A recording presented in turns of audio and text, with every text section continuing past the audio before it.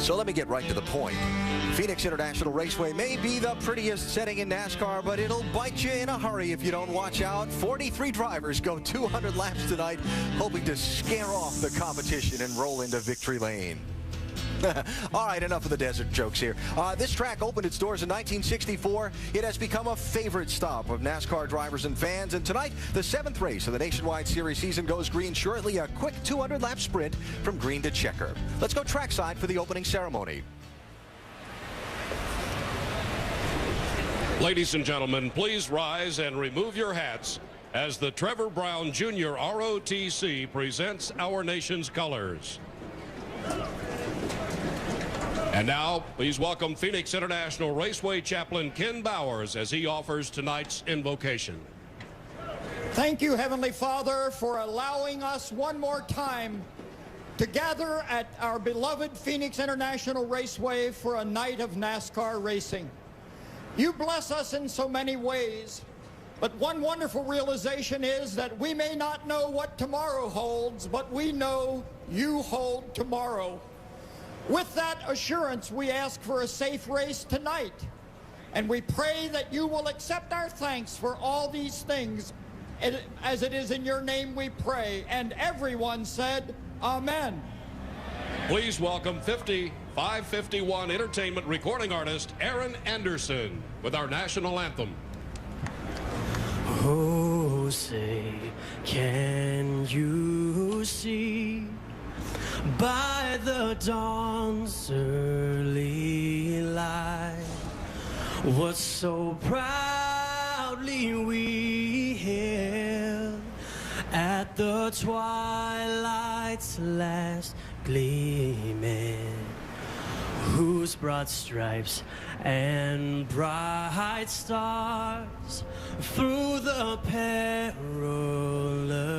fight, oh, the ramparts we watched were so gallantly streaming, and the rocket's red glare, the bombs bursting in air, gave proof through the night that our flag was still there.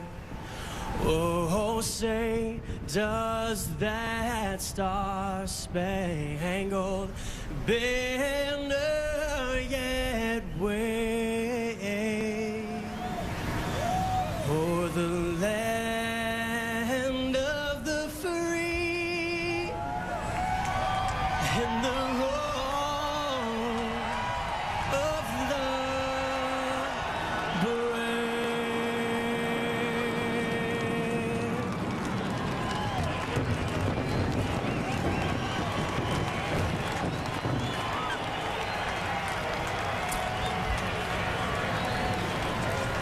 Luke Air Force Base, just north of the track here at Phoenix International Raceway. The flyover from the 310th Fighter Squadron there. So time for the drivers to climb aboard, buckle in, and get ready to go. 200 laps on the fast mile in the desert southwest of Phoenix. The NASCAR Nationwide Series fires them up next.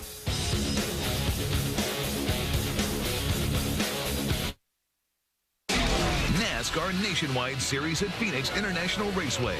Brought to you by Nationwide Insurance, official auto insurance partner of NASCAR. And the auto parts experts at AutoZone. Get in the zone. AutoZone.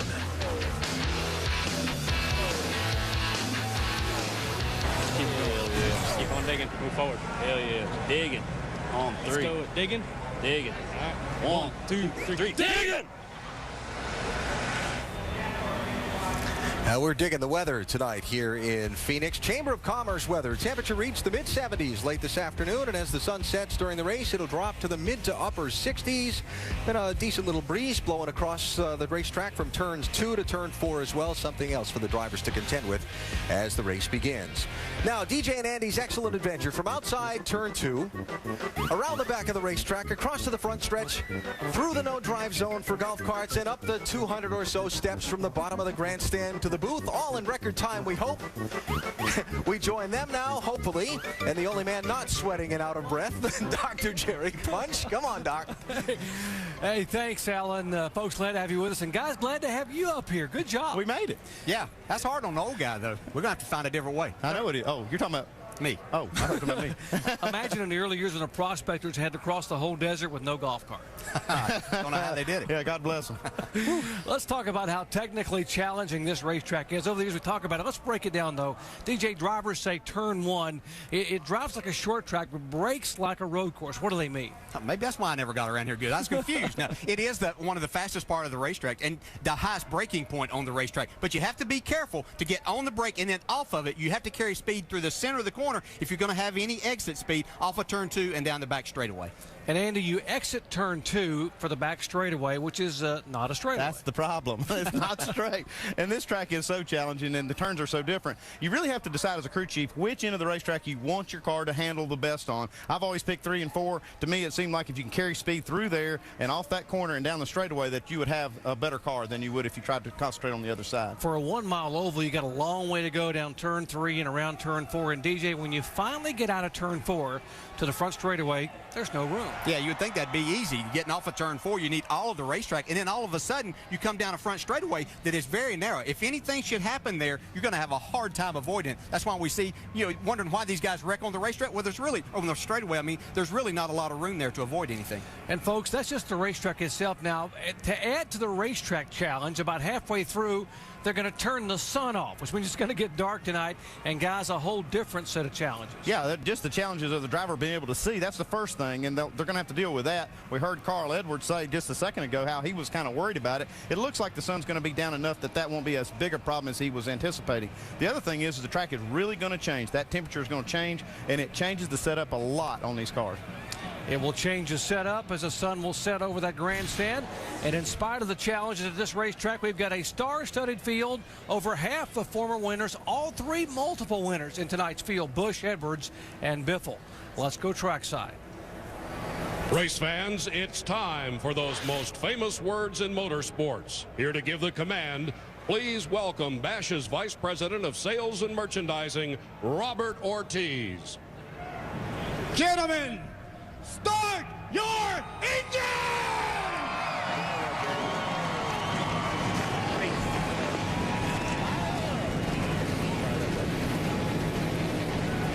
That you would put all 7? Yes, sir.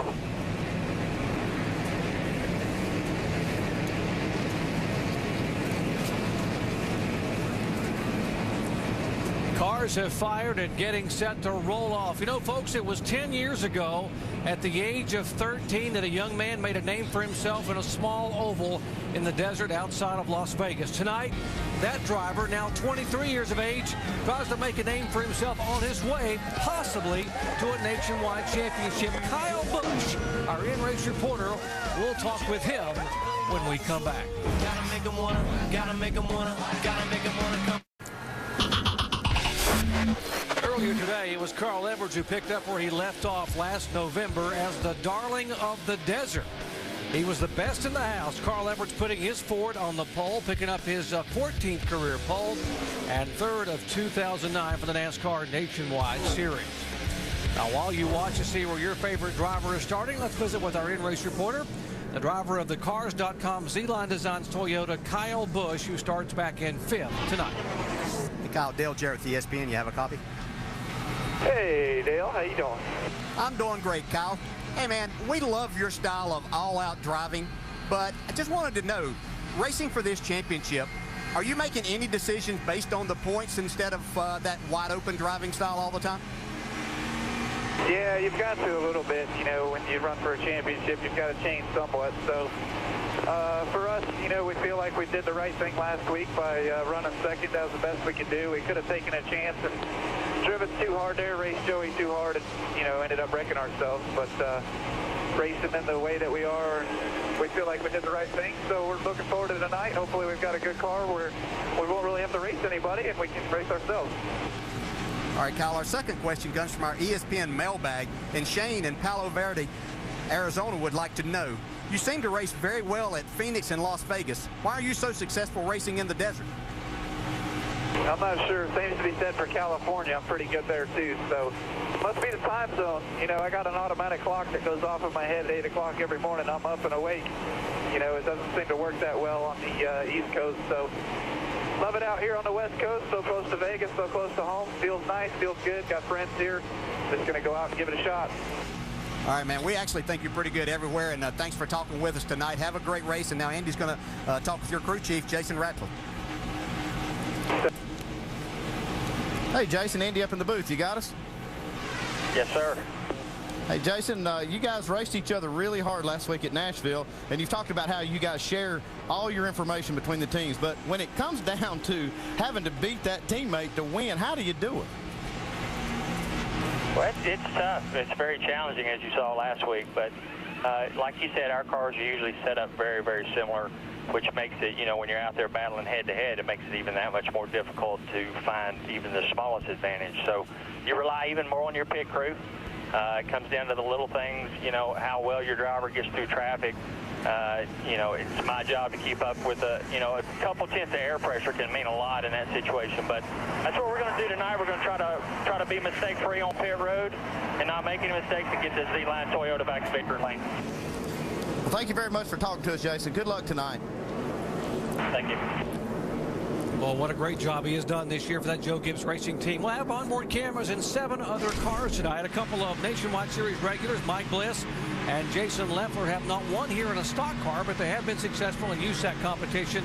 And impressive rookie Justin Allgaier starting back in 42nd position. And Andy, this pit road can throw you a curve in a lot of ways. Explain it to us. It can, Doc, because it is curved, and as you come around this thing, these guys are making these pit stops, but what they're looking for is they're looking for this line right here on this racetrack, and they're racing for the pit out line, and that's where they're going to be racing to. And there's some good pits on this pit road. You see Carl Edwards has the best one because he only has to roll just a little bit to the end. Got to negotiate the curve and get off there. It's going to be a challenge. Here they come out of turn 4. Carl Edwards, who just joined our coverage, missed all but 30 minutes of practice with a damaged race car, but still put it on the pole.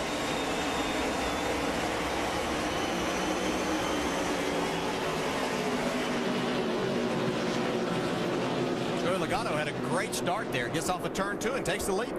Paul Menard slipping back. He will lose a couple of spots right in the middle there, sliding back behind the 18 of Busch and the 33 of Harvick. It's like Joey likes that view out front from last week. He's taking off right where he left off in Nashville. You can get used to that in a hurry.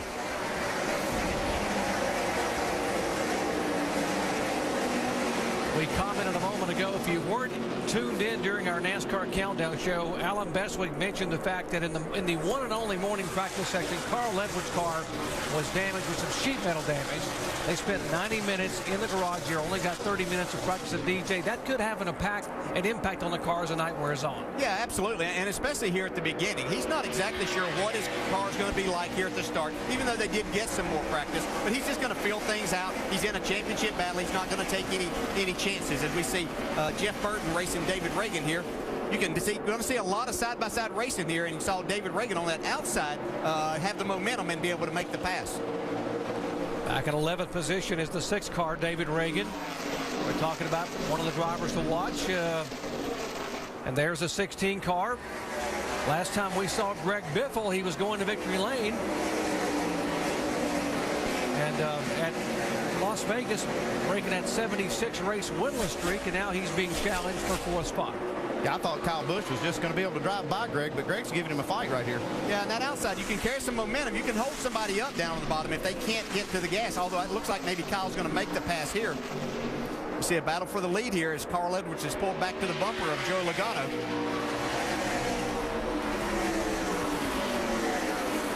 Really hard. Winning the pole is a great thing, but on that first lap, the guy on the outside really has a little bit of an advantage because you don't want to drive down in there, drive too hard, slide up into him, and then you don't want to get into the gas too hard and maybe spin the tires on that initial start. So it's really tough to do that. We see Carl fighting back now, going to try to get back to the lead and get those 5 bonus points. Yeah, we see Kyle Busch now as clear as Greg Biffle is chasing these guys down. There's 11th spot. Look how loose he is. Reagan gets sideways off the corner. Yeah, that's what can happen. These guys they're going to use the apron of this racetrack some to get their car turned, but if you get down there, it de-wedges the car sometimes. You get in the gas too hard, you'll break the back end loose. Trying to hold off Scott Wimmer. That's 13th position as David Reagan has now lost a couple of spots. Mike Kelly, the crew chief for the 6 car, told me that they thought that David Reagan, this could be his night. They brought the best race car they have, the one he finished 5th with here last year, 4th at Milwaukee, and 4th at Richmond. He said he loves the race car, and it gets stronger as the night goes on. See these guys up front, they're really heating it up. Here comes Carl Edwards on the inside. You know, we had a couple of questions about Carl running that much faster. What would his car be like? I think he's showing us right now it's going to be pretty good. Just stay smooth. You're going to leave him behind. You better look back just behind that 20 car as the guy is coming. Kyle Busch said in the countdown show that he wasn't accustomed to starting back all the way in 5th place. He was used to starting up front. He's trying to get there in a hurry. Imagine starting way back in 5th. By the way, a couple of cars in the garage area. Kenny Wallace and the 28 car and the 90 of Dave Blaney. Battle for 8th position. Michael Waltrip, he's one of the guys I would consider a sleeper in this race. He really needs to prove something, and he's got a good car. That's a good team. He's got a good starting spot. He started in the top 10 now. It looks like he's moving the right direction, moving forward. Michael making only his 5th start of the year. Been a while since he's gone to victory lane back in 2004. Contact there. Tap there from Mike Bliss. Paul Menard, he didn't get in the gas quite as much as Michael was doing, too. So now you'll see a lot of that as this night goes on and this race moves on. It's hard to pass here, and sometimes you have to use the bumper to move these guys just to break a little bit of traction, then you can go on to make a pass. And when you've got somebody on your rear bumper, the intensity of getting by that guy comes up a little bit. That's right, definitely does. Saw Jeff Burton look like he was going to be able to make the pass there. He has to fall back in behind Paul Menard. And a couple of teammates going at it here with Kyle Busch and Joey Logano. That is for 2nd spot. It looks like Kyle will move to the inside and take it away.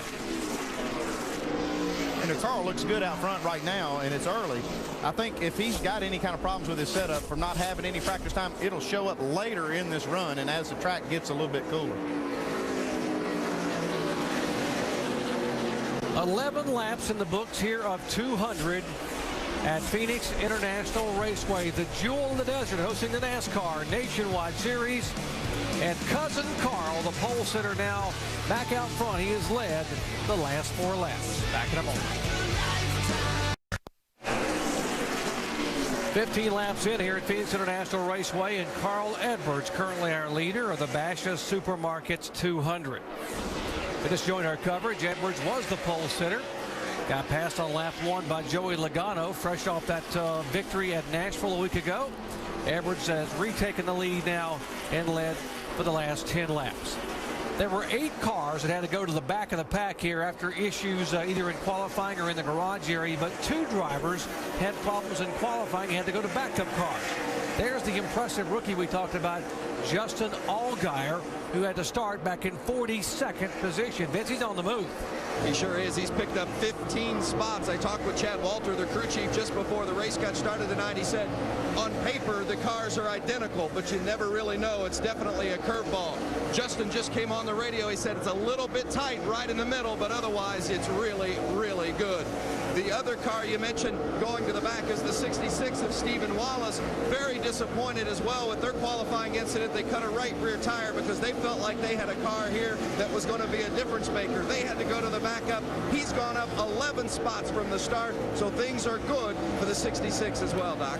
Yeah, Stephen Wallace coming off his 3rd top 10 finish of the year at Nashville really showed a lot of maturity and patience at Nashville on the short track last week, starting back in the pack and driving all the way toward the front of the field. And here is the 2 car. Now, folks, this is Austin Dillon, who is the grandson of Richard Childress, making only his 3rd ever start in the NASCAR Nationwide Series. He made 2 a year ago. This is the first one of 2009. And Clint Boyer, the reigning series champion, joining us down in the pit studio. Clint, I know you talked to Austin last night and gave him some advice about this race. What did you tell him? I just tried to help him out as much as I could. I watched him in the Cape World race, watched some of the things that he was doing well and told him about those and some of the things I thought he could do better. Good kid. Obviously give given the opportunity of a lifetime. But, man, I'm telling you, he deserves it. Not just because he's Richard's grandson, because he really, truly is a good boy. Both of them are, him and his brother both. But, you know, he's doing a good job. I'm watching him. He's learning there. Justin went by him. He needs to latch on to him and see what he's doing and get up through the field with him.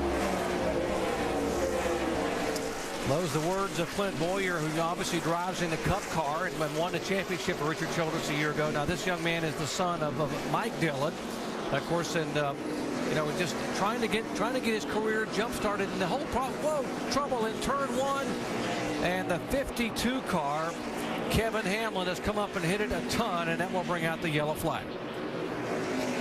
We talked back end up a little bit. Yeah, earlier, what a difficult place that is. That entrance to turn one, you carried a lot of speed. You can get the car, you can get on the brake a little bit hard there, and you've got a little too much rear brake. You can get the rear to wheel hop, and don't know that that's what happened here, but that is a very difficult part of the racetrack.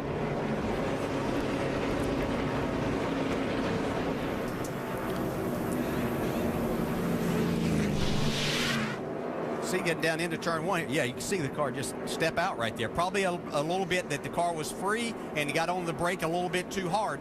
It just brings the back end around. You have to get the car, you fight loose in here because you want the car to turn through the center where you can really make some time. Yeah, you're trying to make as much time as possible, and you drive the car down in there and hit that brake. Spin up top against the wall. Up top against the wall. There with Kyle Busch, you can see it happening right in front of him. He had enough time to miss that.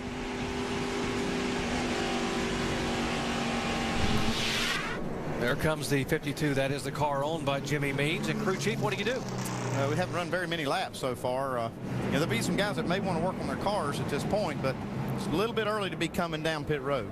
It is so hard to pass here. Would you consider, if you're from midpoint back, maybe gambling and coming in and just taking a couple of tires? And maybe... Oh, yeah. If everybody comes right here and you're one of those guys that trying to make up a few spots and starting in the back, I mean, just like Justin Allgaier, this would be a perfect opportunity to see Carl Edwards making the move down pit road. Now, all of them are going to follow.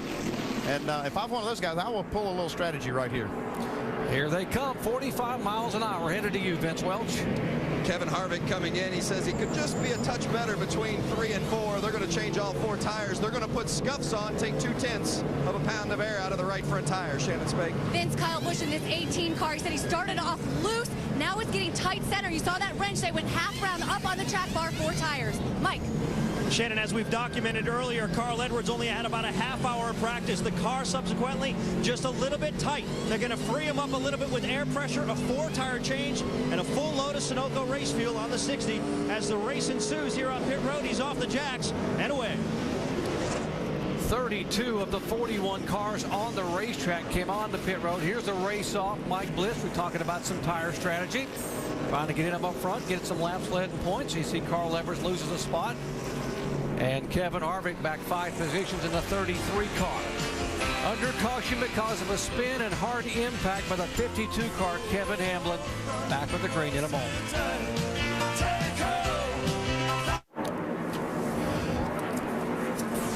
In the shadows of the Estrella Mountains here at Phoenix International Raceway, we are under caution for the first time today, getting set for a restart. Michael Waltrip stayed on the racetrack, has not been on pit road, and he has now led for the first time this year, led the last 2 laps. He will lead him down to the green flag here in the Bashas Supermarket 200.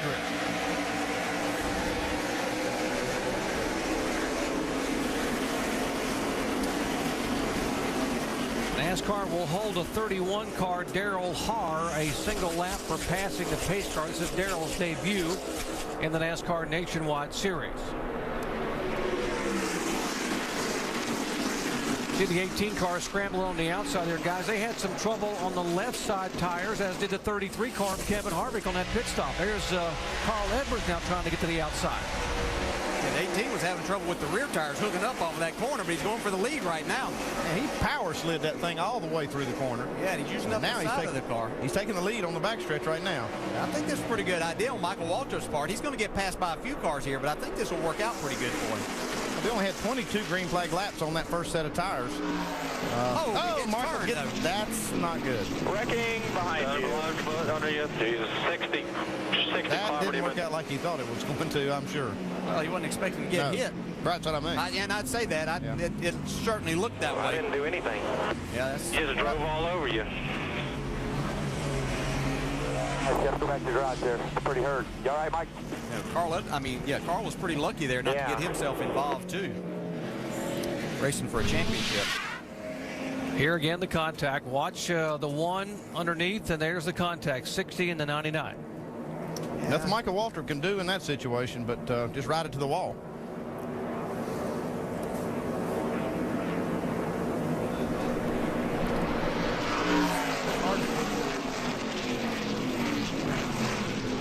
Michael Waltrip had stayed on the racetrack and not come on the pit road to be able to lead some laps. Had a very good race car. Thought this might be a night where he would get back to victory lane, picking up his 12th win in the series. But it is not to be because contact and then into the outside wall, heavy damage on the Toyota of Michael Waltrip. Under caution for the second time tonight.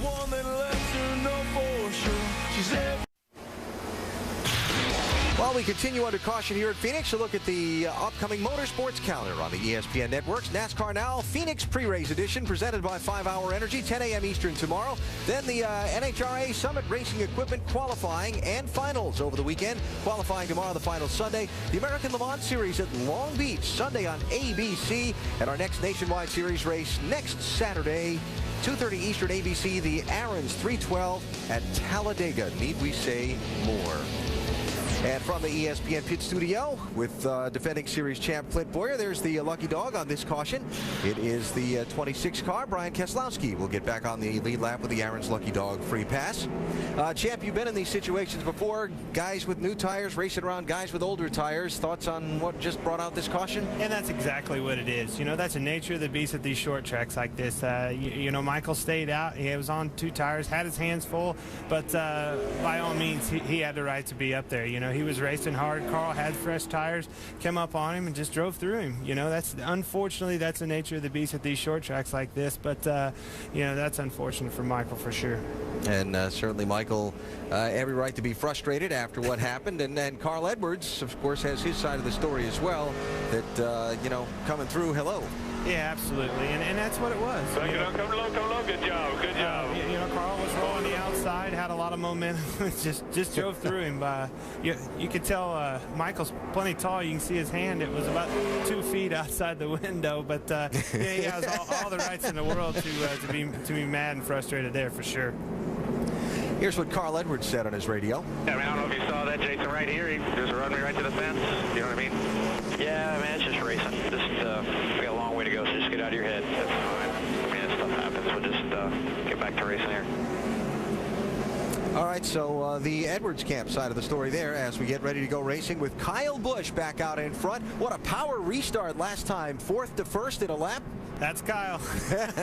Hammer down and gone, right? That's right. All right, let's see what he does this time here with now Edwards and Mike Bliss chasing closely behind him. Time to go green. Kyle leads him down. Let's see what Edwards will do here. Mike Bliss, remember, when he came down pit road, only took on 2 tires, and the others got 4. Biffle back in 4th position. Logano is 5th.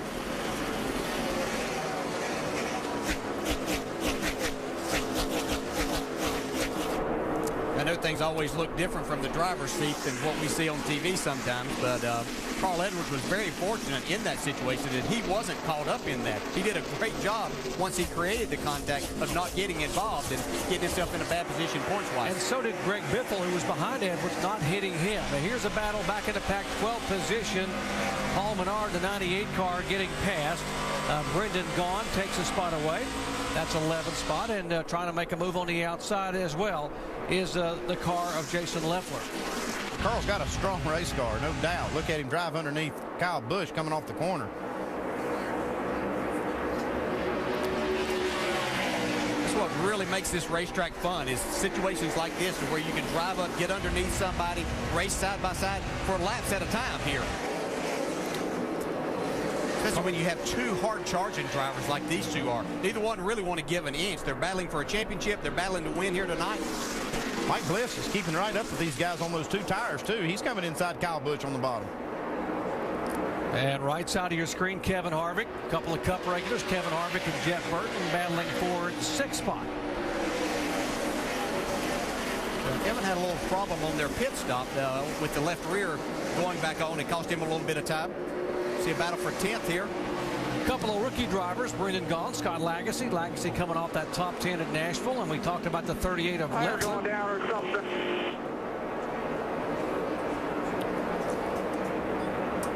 Well, that's Kyle Busch complaining about maybe a tire issue here. Yeah, he has been passed by Edwards and has slowed up now and backed up. He has lost a lot of Something drastically just changed. He has lost a lot of ground in a hurry right here, and he was way up on the racetrack too.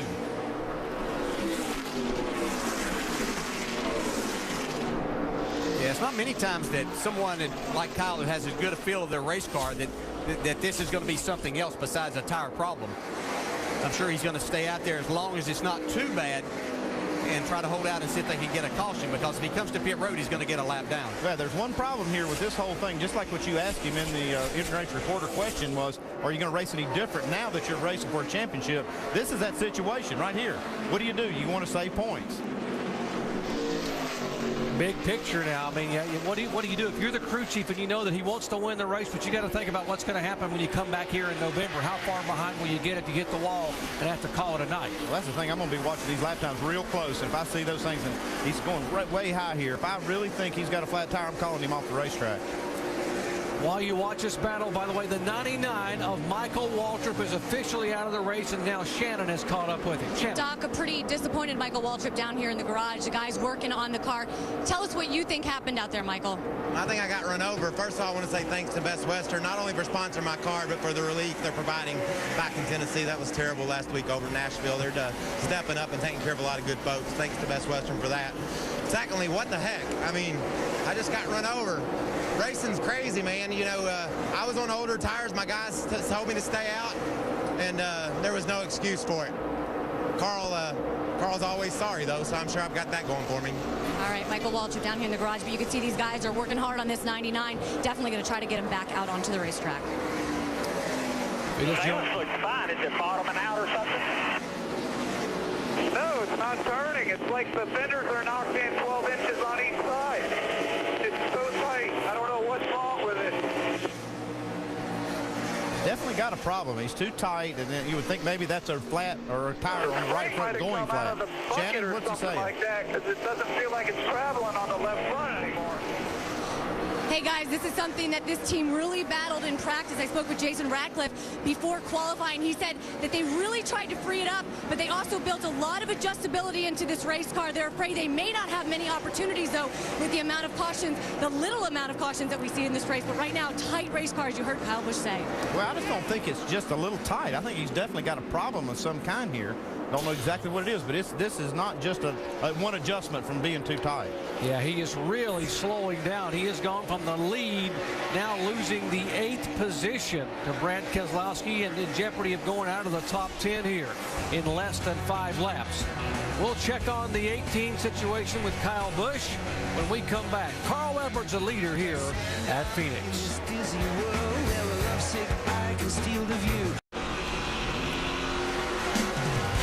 ESPN and ABC is your destination for the NBA playoffs tomorrow. First at 1 Eastern on ESPN, Ben Gordon and the Bulls face Paul Pierce and the Boston Celtics. And at 3 o'clock Eastern on ABC, Rip Hamilton and the Pistons take on King James and the Cavaliers. The NBA playoffs, first round on ESPN and ABC and ESPN360.com tomorrow, and continues all weekend.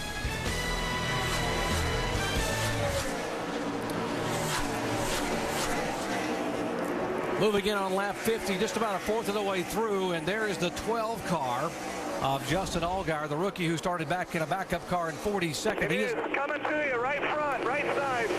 He has now gone by the 18 car, and you hear the complaints still emanating from Kyle Busch.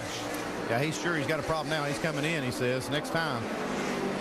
And one of the problems is now he's over 12 seconds behind the leader, so he's going to lose even more time. They're probably just going to do right side tires here, because it looks like that right front is down.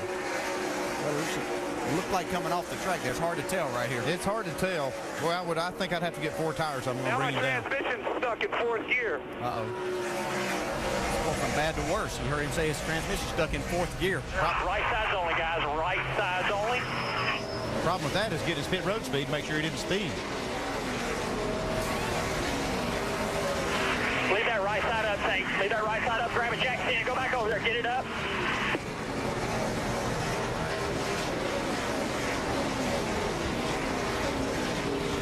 See the official tell them they needed a jack stand over there. Bring me a jack stand. You don't let those guys get under the car without a jack stand. Dude, drop it, let's go. Let him down, let him down, let him down, let's go. Boy, costly mistakes there. And when mistake, I say that with the transmission, that's a part and piece that you like to think is pretty bulletproof these days, but they can get hung up, especially as the driver's coming in and trying to maybe grab some gears. You can get it hung up, the linkage hung up there, and seems to be what happened. He will be scored 2 laps behind the leaders now if he can get back up to speed where they can get back around him. Back in 35th position. His only chance at the race tonight of having anything good is if this thing goes green for a while and he can get one of those laps back as the other guys up front have to make a green flag pit stop. But right now they're trying to figure out on the right over there if they really had a flat or what the problem really was. They're checking the tire temps right here. They're looking for a hole.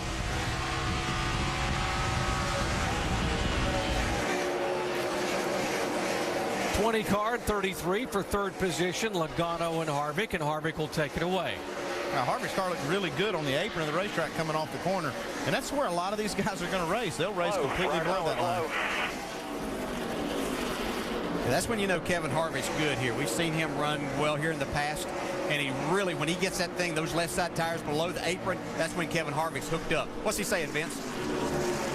Well, what he's really saying is how much he wishes he wouldn't have lost 5 spots during that first pit stop. That was really under his skin, and you know the pit crew has been a problem for Kevin Harvick throughout the course of this season, an issue that they have addressed on multiple occasions. He says the car is good. It's just a shame he had to pick up 5 spots that he lost in the pits. Those words were stinging in that pit box, I can assure you.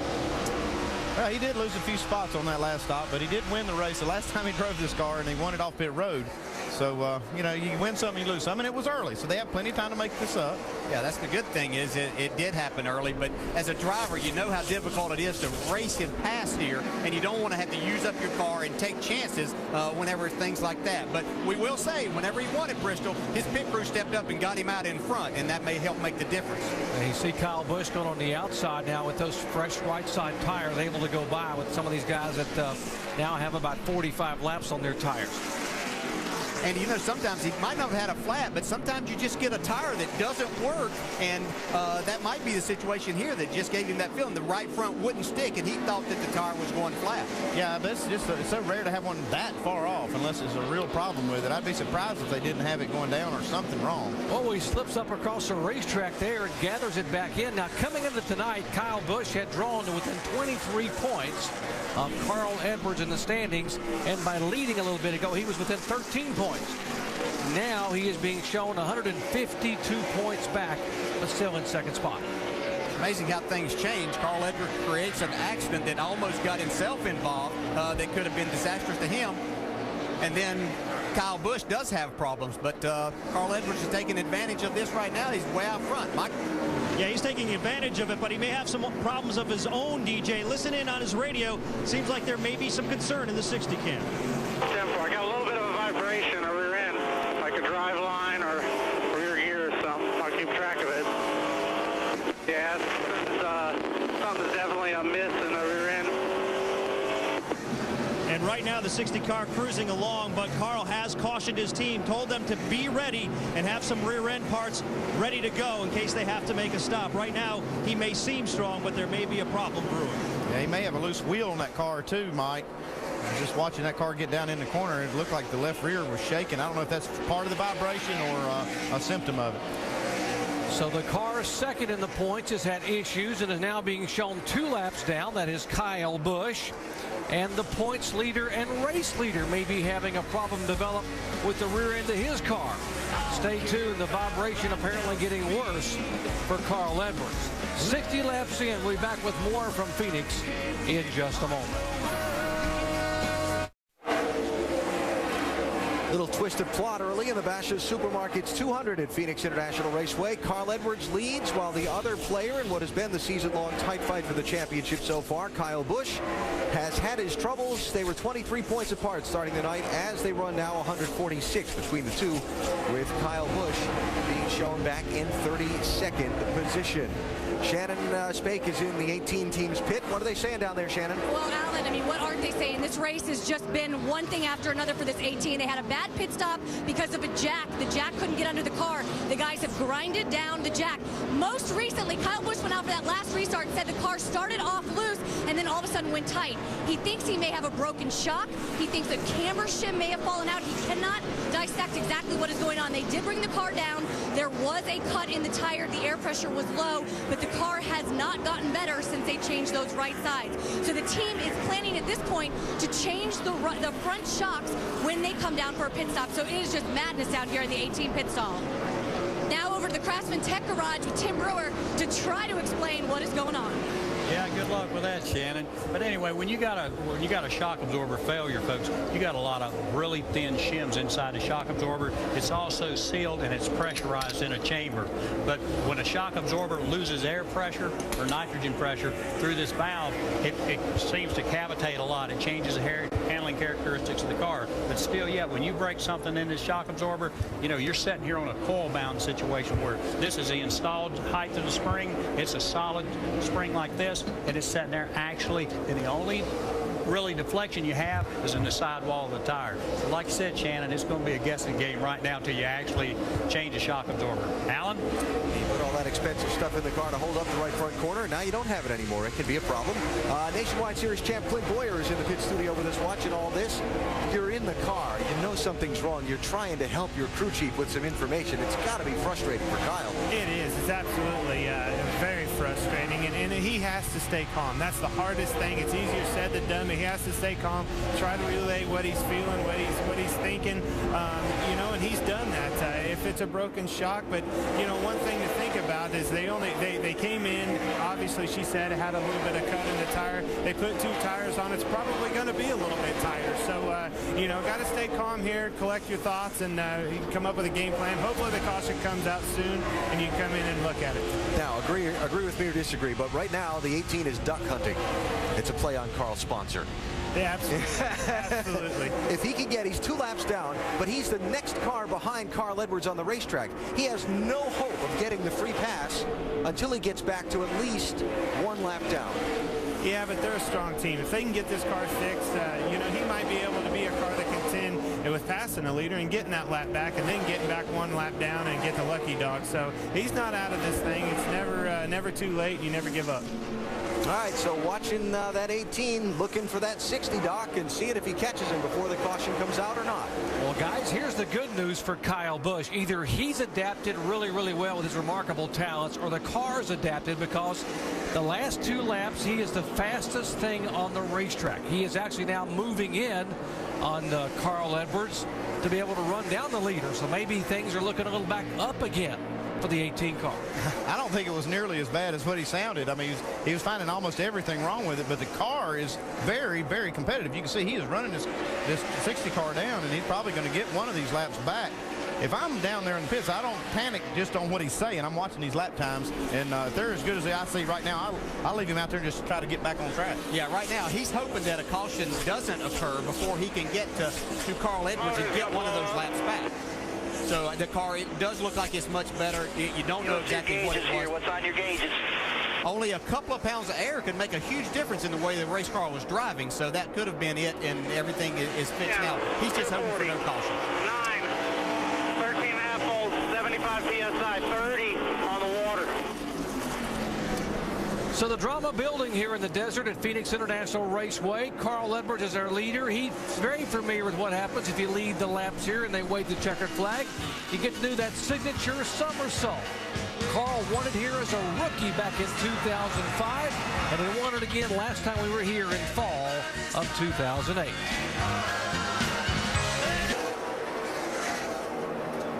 20 laps away from halfway here at Phoenix International Raceway. NASCAR Nationwide Series action. Carl Edwards is our leader. Let's take a look at our Holiday Inn race summary. There have been 4 leaders, 5 lead changes. Carl Edwards has led the bulk of the laps tonight. The average speed just over 106.5 miles per hour. There are still 18 cars on the lead lap. There have been 9 laps under caution, 2 different caution flags. Kyle Busch lost 117 points because of having to go to pit road for an unscheduled stop, and is now being shown 2 laps down in 29th position. Now, there were some possible issues developing with the 60 car. Let's listen in. I think the motor's going to blow up. 10-4, man. Give us your gauges here. What's on your gauges? 210, 240, 9, 75 PSI, 30 on the water. 4 copied all that, 10-4. Guys, you heard the numbers. What do you think? The numbers say everything's fine, but he's feeling something in that car that tells him he's going to blow. He's fixing to blow up. I don't know what it is, whether it's a vibration or what it is, but those numbers were all normal. It'd be scary to think how fast he might be if all this wasn't happening with the rear end and the engine's going to blow up. A lot of things happening with this race car. Go ahead, switch boxes, try that. Biggest thing that's happening right now is he's just pulling away. He's got about a 3.5-second lead on Greg Biffle. Let's see if we can get more information specifically from the pits on the leaders as Nationwide Insurance takes you up to speed, beginning with our leader, Carl Edwards and Mike Massaro. Well, Doc, believe it or not, with an issue that large, this team has remained relatively poised. Dan Stillman, the crew chief, sits on the box right next to Jack Roush. They've spoken back and forth, trying to diagnose what's going on with this race car and trying to come up with a game plan. You just heard Dan Stillman radio to Carl, trying to encourage him to change ignition boxes, hoping that that might be the problem. But still, Carl obviously had some concern, but this team still very poised. Meanwhile, a teammate of theirs, Greg Biffle, running right behind. Remember, this is Greg Biffle's first time in this car since his win a couple of weeks ago that snapped a 76-race winless streak. Spoke with his crew chief, Eddie Pardue, earlier today. He told me that win did two things for this team. It not only gave them confidence, it validated all their hard work. They've made wholesale changes on the bodies over the offseason, and it really has made a big difference. Vince. Kevin Harvick running in the 33, and Harvick is really having a good race car tonight. He has run a few of these laps under the 29-second mark, fastest on the track. He just came over the radio visiting with Ernie Cope and said, I'm going to save it for a little while. Ernie said, no problem, we're plenty fast. We've got 25 laps to a pit stop. Mike. Spoke with Mike Bliss this morning just after practice, and he was not all that optimistic heading into tonight. He said the car was loose in, it was loose off, and to compound things, they were just slow. Well, they didn't change anything after practice, thinking that this track would get a little bit tighter, and it has. That's helped this car. He's pretty good right now and hoping for a very solid finish. He had a rough start to the season and looking to turn it around now, Shannon. Mike, what a great weekend it was last week in Nashville for the 20 team. Joey Logano going to victory lane for the first time in 2008. Dave Rogers, crew chief, said he feels like the weight of the world has been lifted off of his shoulders. Hard to believe that it had been since July since the 20 car had been to victory lane. Right now, Joey Logano, he is battling tight conditions on the racetrack. Mike? And Shannon, remember what Tony Eury Sr. did for Dale Earnhardt Jr. a few years ago? Almost like a mentor, if you will.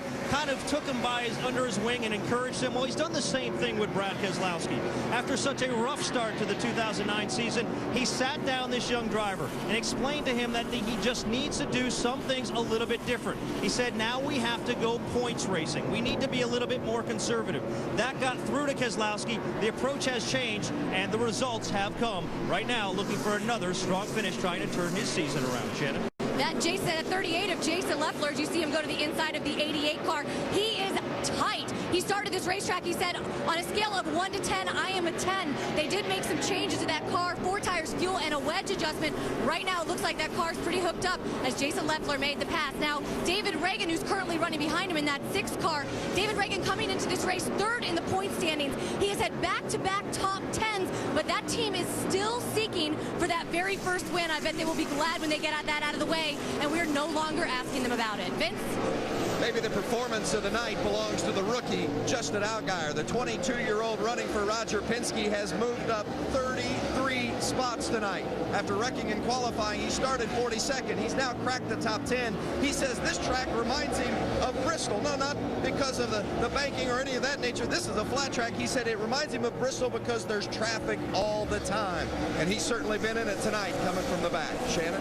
Scott Lagasse Jr. started this race 22nd, currently having a great run for that 11 car. Scott said the biggest challenge coming into this season this year in the Nationwide Series is managing his expectations. He said every time he gets behind the wheel of this car, he wants to win. But right now, this team is not there. So he needs to find other ways to win every time he gets on the track. Duck? What an impressive rookie crop we had this year, talking about Lagasse back in 10th spot. Allgaier in 9th position, all the way from the back of the field in a car, guys, that had not been on the racetrack. A rookie in a backup race car. Pretty impressive. Up front, it is Carl Edwards, who is still showing the way. Edwards has led twice for 74 laps. We are just 8 laps away from halfway. If you're asking about Kyle Busch, he's back at 26, but he's still on the move. Caution on the racetrack here at Phoenix International Raceway. Debris on the track, and has brought out caution for the 3rd time tonight. And just before the caution came out, the 18 car able to get by the 60 to get one of those valuable laps back. That was crucial for the 18 car to get that lap back so he can now get in position to get that lucky dog. And here come the leaders down pit road. Carl Edwards bringing them down. Edwards, Biffle, Kevin Harvick, and Harvick coming to you, Vince. That's right, Kevin Harvick. Remember, last time he came to the pit lane, he lost 5 spots because they had problems with their left rear, so he gave the team a little pep talk before he came in. This time, they're going to take 0.2 of a pound out of each of the right side tires and hope for a better stop. Shannon Spake. Vince, Joey Logano says that 20 car is really tight. As you see Dave Rogers looking on, Joey pulls that car into the pit stall. They are going to take a rubber out of the left rear, try to free him up. They're also going to make an air pressure adjustment for tires and Sunoco fuel. Mike. And Greg Biffle making his stop. He's complaining the car's just a little bit tight. They'll take a round out, 4-tire change, and he's away. Meanwhile, up front, Carl Edwards, they're taking a very thorough look at that car. They had talked about popping the hood on the car and taking a look underneath to make sure that all the wires are intact. Doc? Carl Edwards still on pit road with the hood up, and possible problems for our points leader and race leader. They think they've got a real engine problem here, and Carl has told them they've got to find it. Got to look in there. Probably is internal. Time, just off of 4. Sounds like a valve spring or something going south of this. They had to make sure there wasn't just something as simple as a plug wire to come off. A lot of times here you get that rubber off the racetrack that'll fly up and knock a plug wire off. Report here. I'll get you a report. Got to go here. No speed. You got plenty of time. So, wow, how the drama builds. 2 of the heavyweights in the NASCAR Nationwide Series Points Championship having troubles here. Carl Edwards will update his situation, and Kyle Busch in a moment.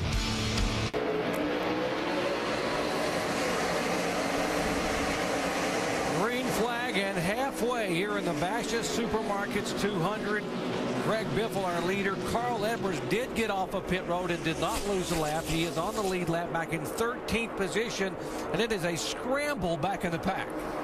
Kyle Busch is trying to make up some spots right here so he can get up there and get that lucky dog. He passed 4 cars from the start-finish line that got off of turn 2. He's not finished yet either. He's back in 20th position. He's got to pass exactly 4 more to be the first car a lap down.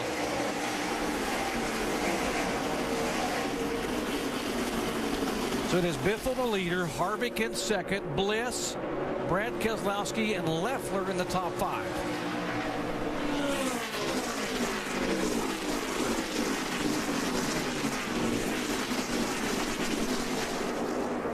Now you see Busch jumping up on the outside, going around Scott Lagasse, who's on the lead lap, running in 8th spot. Look at the run he got down the front stretch. I think he's going to have to get back to the inside here, which doesn't look like a problem. Just to the inside of Michael Annette. The sight's set on Justin Allgaier there. Yeah, he's the 7th place car. Yeah, Allgaier.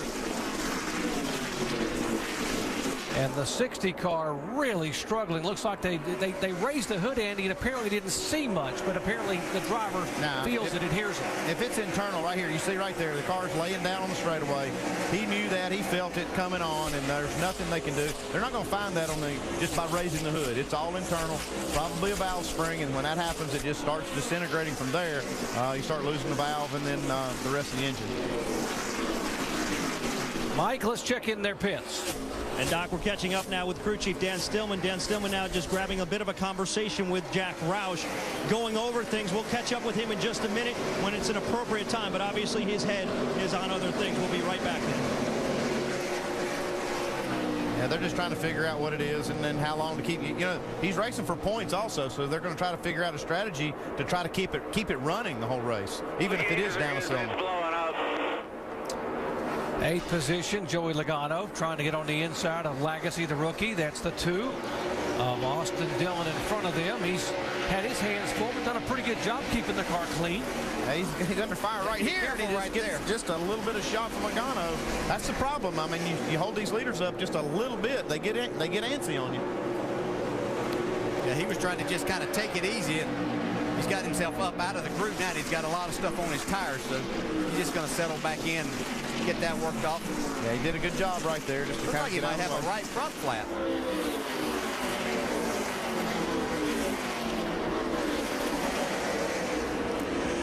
Clint, you're watching that 2 car pretty closely. What are your thoughts? Yeah, something was wrong there. Either the right front was down, or it almost looked like it was really high on the left front, like the sway bar was, maybe the pin came out or something. Something's wrong, definitely. And that's your pit crew that's servicing that car for Austin. Yeah, your Sprint Cup pit them crew. boys are looking good anyway. Hopefully they can get him fixed up there, get him back out there. He needs laps. That's all he needs right now.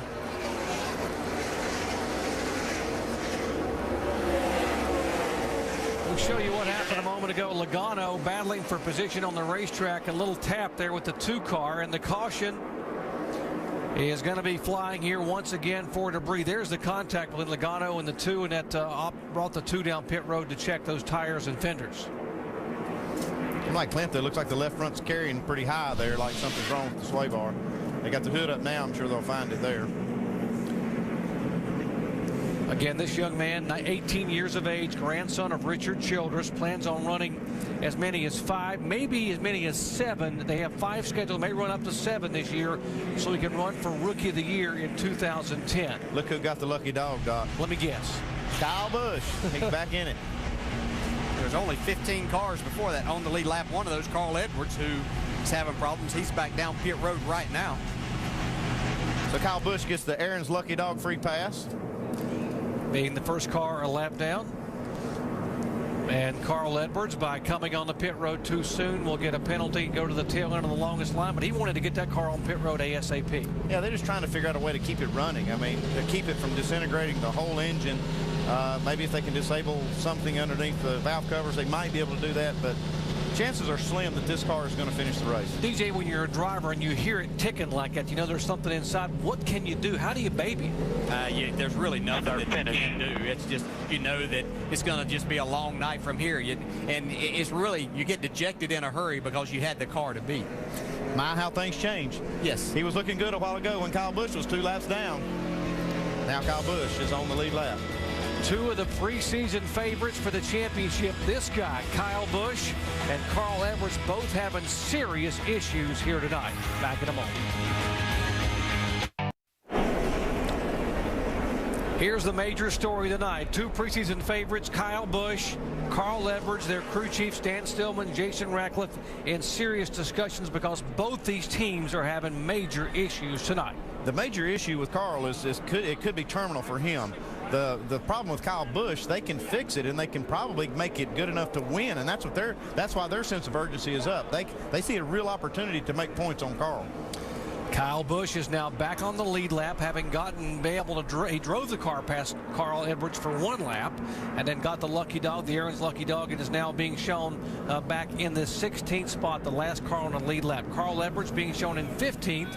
also on the lead lap. Yeah, we talk about these guys, and then let's look at the top 5, though. Biffle and Harvick are 2 guys that we know are going to run well here, but Mike Liss, Brad Keselowski, and Jason Leffler round out our top 5, so this is a great opportunity for those guys to get themselves back in the championship battle here.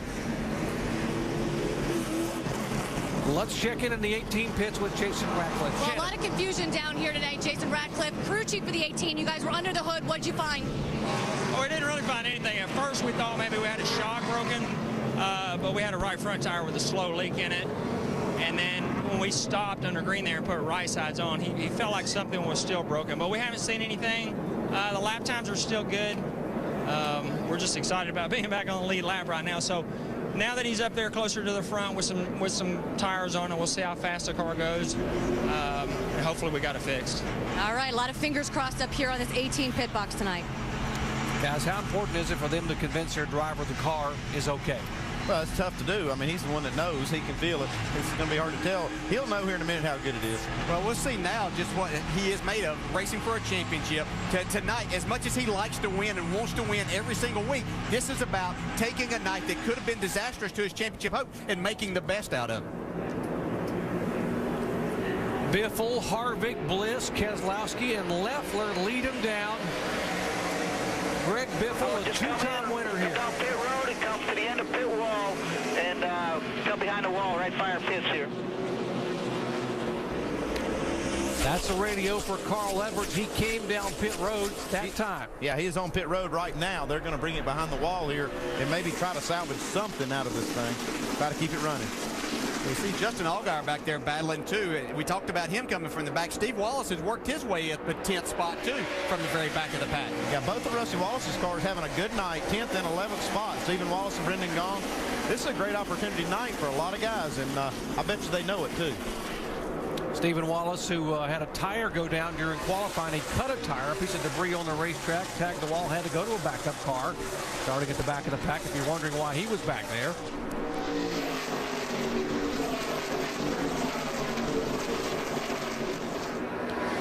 You see here Jeff Burton trying very hard to do just what Kyle Busch did. He is 2 laps down, and he needs to get, he has to race his way by the leader to get one of them back. So he's trying hard, and he's kind of holding up Kevin Harvick a little bit. I'm sure it's a little frustrating for Kevin, but you know, he's got to understand that Burton is trying to get this lap back. There is the Carl Edwards car back in the garage area. They got the hood up, and they will take a look, see if there's something simple enough that they can try to repair. What it is, it's a valve spring and something in that valve train. They're going to maybe try to get some of the parts and pieces out of the engine where they can keep running without those things going through and destroying it. On the left side of the screen, you can see Kevin Harvick ducked to the inside of Jeff Burton there as Burton got a little bit loose on the exit of turn 2. Yeah, Harvick has a good car. I saw him the last run. He ran Biffle back down. Greg Biffle has got some damage on the front skirt of his car where on low air pressure or something, it's kind of busted away that bottom part of it. It's hurting him a little bit, I think. See a 3-wide battle right here. Look at Jason Leffler going between David Reagan and Logano. Where does he think he's going there? I don't know. Somebody not tell these guys you can't do that here.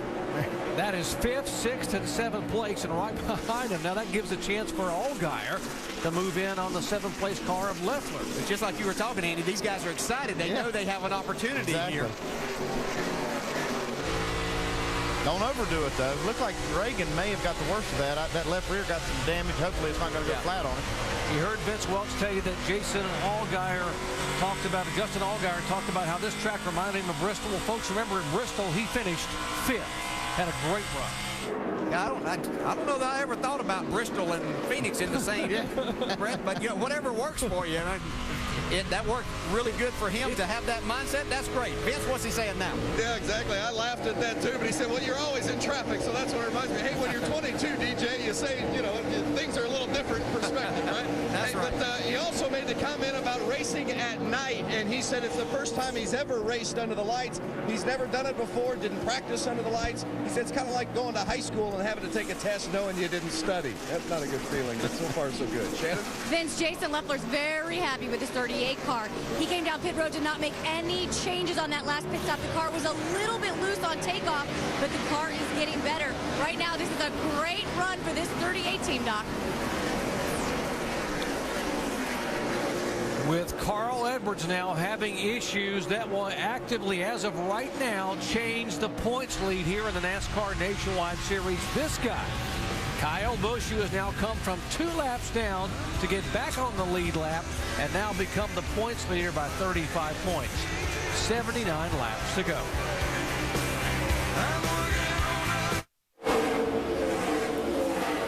74 laps to go in the Bashas Supermarkets 200, the NASCAR Nationwide Series. Live on ESPN 2 tonight from Phoenix International Raceway in Arizona. There's the leader, Greg Biffle. Biffle took the lead at lap number 99. We're at lap 126 now, working 127. Biffle taking the lead when Carl Edwards, the championship leader coming into the race, had engine problems and made an extended stay on pit road, a stay that is on pit road that is eventually wound up with his car being behind the wall. An update there in just a minute.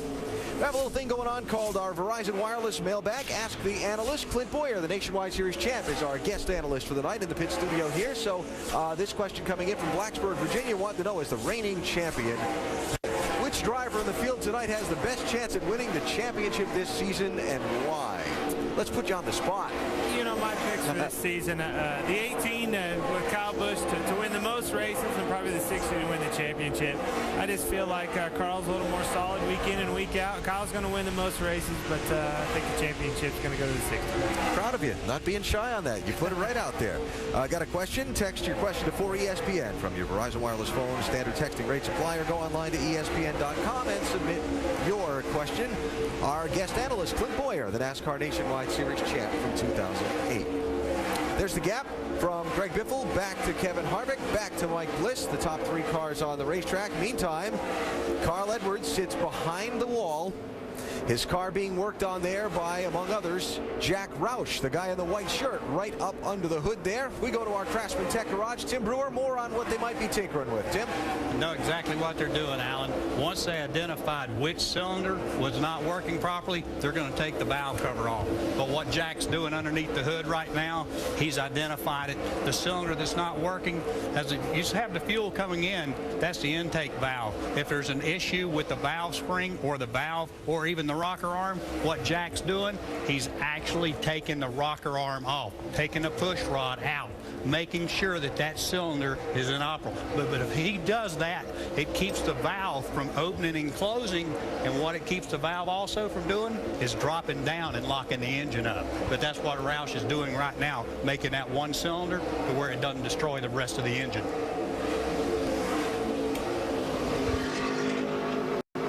And Carl Edwards still sitting in his car as Jack Roush and his team goes to work underneath the hood.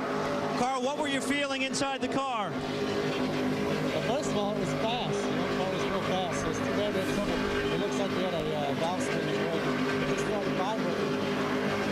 Shaking. I could run half throttle and still lead the race, so it's a shame it's such a good car.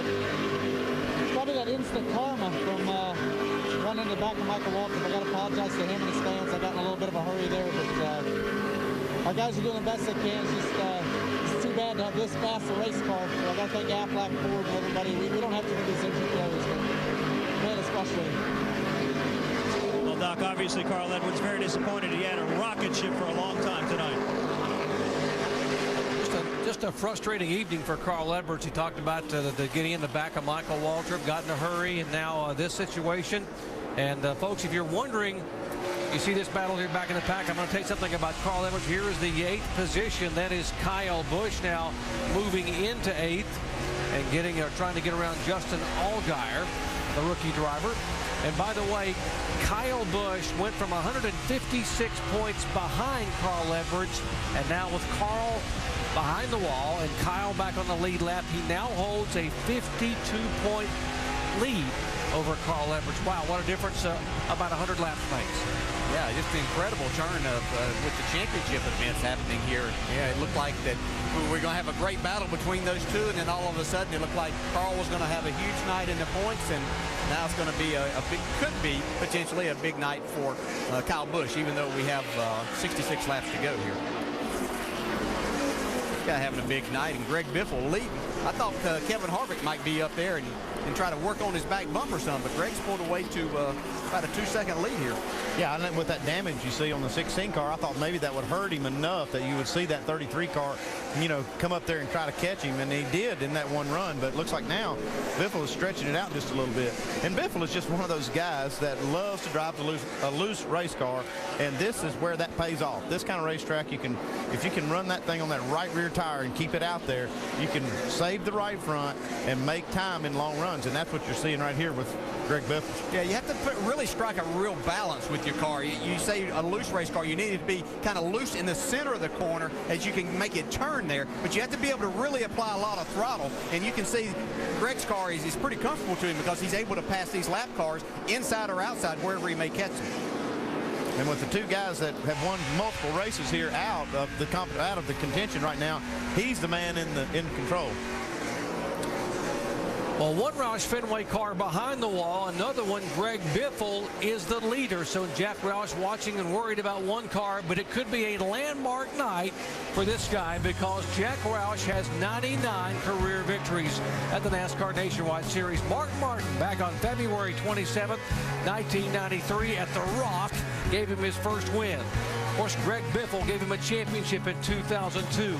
Carl Edwards will give him another one in 2007. And just maybe tonight, he gets win 100 in the Nationwide Series. Lots of motorsports action coming your way. NASCAR Now presented by 5 Hour Energy, 10 a.m. Eastern time tomorrow. Some Summit Racing Equipment NHRA action in Atlanta tomorrow afternoon on ESPN 2. How about American Le Mans Series action at Long Beach, 12:30 Eastern time Sunday on ABC. Of course, more Summit Racing from Atlanta on Sunday evening. And, of course, next week from Talladega Super Speedway, it is the Aaron's 312 for the NASCAR Nationwide Series, 2:30 Eastern time on ABC. Now, we've talked about the guys up front. Greg Biffle is our leader. Harvick, Bliss, Logano, Brad Keselowski, Reagan, Allgaier. Kyle Busch is now 8th, Leffler 9th, and Brendan Gaughan is 10th. And let's let Nationwide Insurance take you up to speed and get you updated on the 11th through 20th place driver, starting with Shannon, and a great run from the back by Stephen Wallace. Well, Stephen Wallace is right behind his teammate in the 62 car. That's Brendan Gaughan, who is a hometown boy here on the West Coast. Now, there have been rumblings that Rusty Wallace Incorporated might go cup racing in the near future. I asked Gaughan about that because his name has been mentioned as a possible driver. He said that he is ready to get back to that point. He said if it was with this team, because he said with this team, he can be himself. He can give feedback, the team listens, and they make changes according to what he said. So he feels like he is in a great situation right now. Now, Vince with the 66 running right behind the 62. That's right. His teammate Stephen Wallace 11th after starting in the back. The results haven't always shown in just one top 10 this season, but this team has been getting better. Crew Chief Dale Ferguson and his guys did a great job pulling out the backup tonight after Stephen Wallace crashed in qualifying, giving Stephen the kind of car that he could drive 30 spots forward, and Wallace has done a terrific job tonight taking care of his equipment. Shannon. Vince, it's been so quiet on the radio for the number 11 of Scott Lagasse. It was lap 23. That was the only change that they made to this car all night long. He's very happy. This is his third start here at this track. He says every time he comes back, he gets more and more comfortable. And right now, he is comfortable in that 11 car. Mike? And Shannon, Paul Menard won a race here back in 2002 in the Southwest Series, so he does know how to get around this tricky 1-mile racetrack. Right now, he's trying to use a little bit of strategy to pull off a very strong finish. Feels like he can go the distance on fuel. They last stopped at lap 110, Vince. Well, and running 14th is the 10 car of Brian Scott, a car that, and driver, frankly, we don't talk a lot about, but he's having a pretty solid night tonight. Says it's sliding the nose a little bit off the turns. He just doesn't have the type of front grip that he needs, but he's on the lead lap, and for this team, running top 10, top 15 is a win in itself. Caution on the track. Caution is out. Caution is out. Now, oil on the racetrack, we're being told, as the caution flag being waved again by Kevin Moss for the 5th time tonight. And Andy, this should put him in their window with no trouble. Oh yeah, they're definitely inside now. As a matter of fact, I thought there were quite a few guys that could make it all the way from that last caution and that last pit stop. Got to think if there's oil on the track, it could have come out of Carl Edwards' car. Could have the problems they've had. Yeah, we had a report that 31 was smoking also, so Somebody put some oil down, made things a little bit slick. Now that some other guys are going to be able to work on their cars a little bit more, make some more adjustments, and see if they've got anything for Greg Biffle. But you see 31 car here with Darrell. That could be where the oil came from, right. is this car, yeah. 50 laps to go. Greg Biffle, our leader. If you just joined our coverage, Carl Edwards, our points leader, who was the points leader, has been behind the wall, now back on the racetrack after a souring engine. The 60 car being shown in 35th position, now 25 laps down. Okay, this is money stop for Kevin Harvick's team. They lost him some spots in that first round. Second round wasn't very good either. The rear tire changers have problems on the right rear and the left rear, so they're going to have to step it up here if they're going to give him a chance. They got it done on the final stop at Bristol when he won the race. Let's see what's going to happen. Here they come down pit road. Let's go down to Shannon. Well, that 20 car, Joey Logano, as you see him in the center of the screen right there, he's tight in the center. They're going to take 4 sticker tires. They're going to take wedge out of the left rear for Joey Logano. Mike. And Mike Bliss coming back in. That car has really come to him tonight. He was expecting to be a little bit loose, but with the way their track has changed, he feels real comfortable. They're going to go with a 4-tire change on the one machine as well, hoping to make that car real good for the final run here. Greg Biffle getting his service down and away. They're pretty pleased. So good job by Harvick's bunch. He gets out second behind Biffle. Logano up a spot. Somewhere in the distance is where I need to Scott be. Legacy up 6 positions, back with the green in a moment. Right now is speed. Back live, Phoenix International Raceway, getting ready to go green for the final 47 laps of tonight's NASCAR Nationwide Series race. Greg Biffle leads them to the green.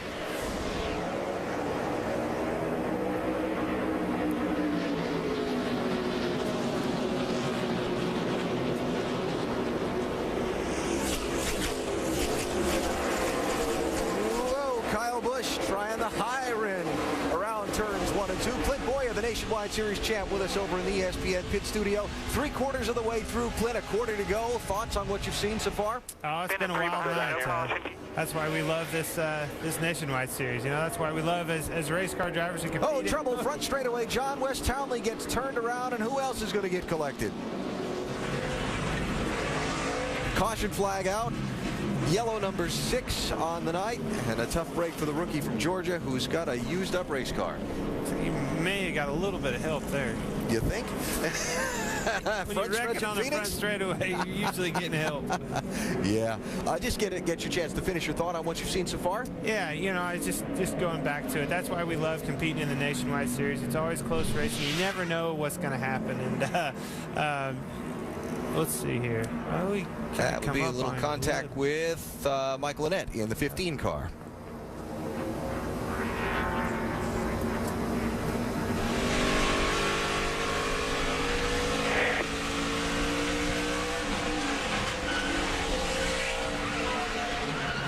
Didn't seem like he knew he was up there. No fun at all. So yellow out here with 45 laps to go, and Clint has to run, and we appreciate your time joining us. Thank you a whole bunch, and best of luck to you in the Sprint Cup race tomorrow night. All right, guys. Thank you guys for having me. It's going to be a long, fun year. All right, there you go. Clint Boyer, driver of the 33 car for Richard Childress Racing, getting ready to go here at Phoenix on Saturday night, and we appreciate him joining us throughout our countdown and race coverage so far.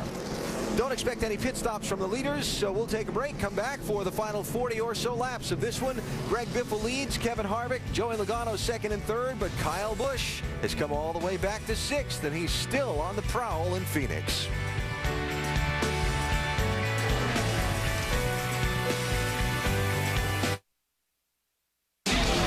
NASCAR Nationwide Series at Phoenix International Raceway. Brought to you by Verizon Wireless. Get the inside track from Penske Racing, race analysis from our drivers, plus highlights and more on VCast. A topsy-turvy night for a couple of Nationwide Series heavyweights who were chasing a championship. Kyle Busch had a good car early on, but a slow leak in a slowing race car put him on pit road for a cut tire.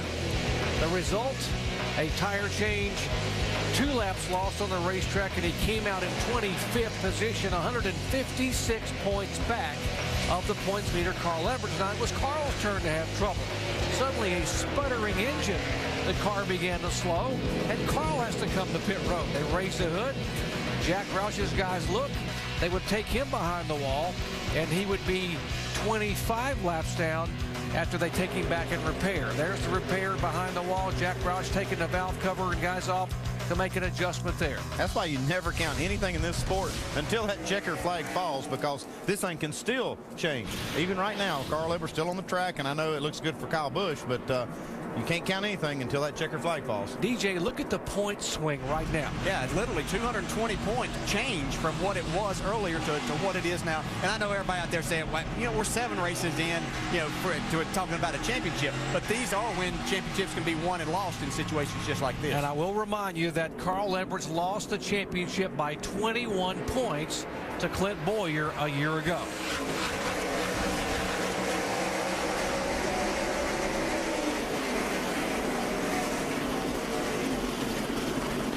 Kevin Harvick's pit crew did the job. They gave him a chance. He's back out there. You see Kyle Busch taking another spot away.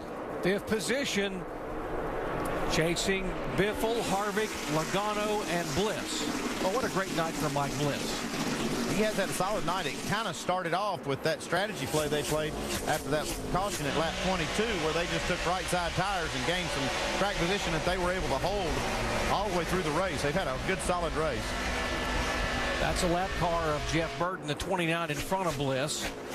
Burton being shown 1 lap down. Uncharacteristic night for those guys. Just really missed the setup on Jeff Burton's car tonight.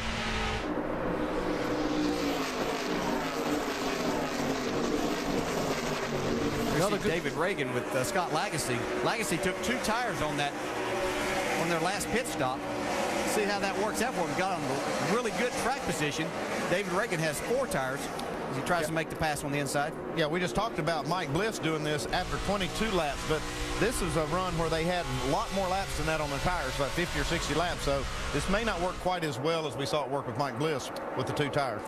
Lagasse trying to battle back on the outside. He restarted in 7th spot. He's in jeopardy of losing that to Reagan. And Kyle Busch trying to take the position, the 4th spot away from Mike Bliss. For a car that's not been driving very good or up to his standards and liking, he's just manhandling this thing around here. Well, there's 38 laps to go. He's still got a shot at winning this thing. You can't count this guy out. I don't care how far back he is. If he's got a car that's healthy, he's got a shot. Yes, I don't remember the stat, but last night in our production meeting, Alan Bestwick was telling us how many times in a row, 6 times in a row, that we've had a caution in the last 5 laps. Oh, he said it's going to happen. So he assured us that it was going to be a caution. Pretty much guaranteed. Yes. See Keselowski able to make the pass there too on Mike Bliss. How about Justin Allgaier? What a great race he's had, starting from the back with a backup car. Just for 9th spot. Yeah, seems like he and Leffler have raced all night long once Justin Allgaier was able to get up to the end of the top 10.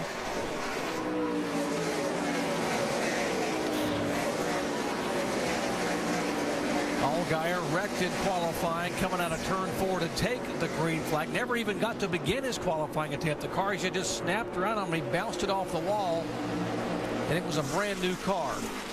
And we asked Justin Allgaier, the rookie, about his goals here in Nationwide Series Racing for 2009. I think that everybody on our crew would love to get Verizon Wireless in Victory Lane. I think that's a big part of it. But at the same time, for us, we also want to win Rookie of the Year. You know, that's something that, you know, we'd love to say we can win the championship. But, you know, it's kind of a long shot for us right now, the way things have kind of started. You know, the performances are there. We got to put a whole race together and be able to finish at the end of the race as well as we run in the race.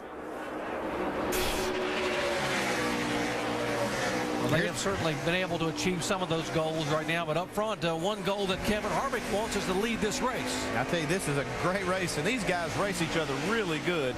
I remember back a few years ago when they raced for the championship in this series, how hard they race each other. Yeah, they better look right behind them, because the guy that took the lead late in last week's race in Nashville, Joey Logano, is coming at them too. There's the boss. Blana Harvick. She didn't like what she saw a moment ago there. She probably realizes they're getting closed in on, but her husband in the car she owns is going to make a move here in a moment for the win. And Vince, let's hear from Delana Harvick. Well, Delana, you weren't supposed to be out here for superstitious sake, but now you're down in the pit box. What gives? Well, I had to come check on our strategy. Sometimes I check in with Ernie Cope, but he's done a really good job.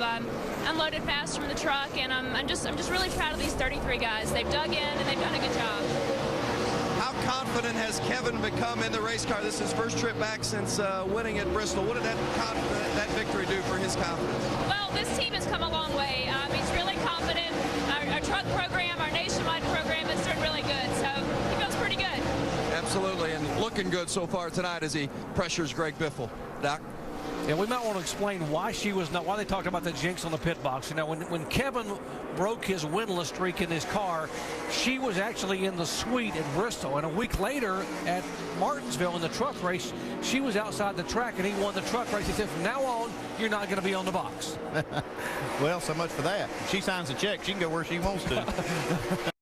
Yeah, she can do that. Now we see Brad Keselowski coming back by, trying to get back by Kyle Busch, the 4th spot. So he sees this as a big points night too. Yeah, Brad Keselowski is running, another one of those drivers running for the championship. This lead's heating back up again. Kevin Harvick on the inside of Greg Biffle.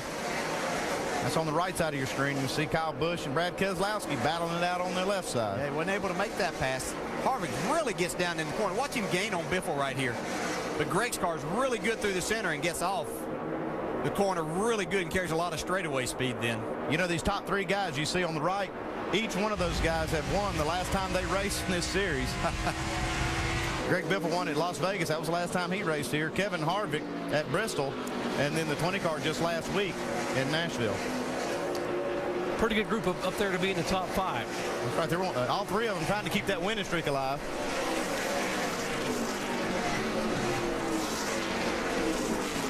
And Brad Keselowski is certainly trying to get back to victory lane after the wins a year ago at Nashville and Bristol, Tennessee. Greg Biffle trying to hold on and get his 2nd win in 2009 in the NASCAR Nationwide Series and 3rd win at Phoenix International Raceway. He's just 28 laps away.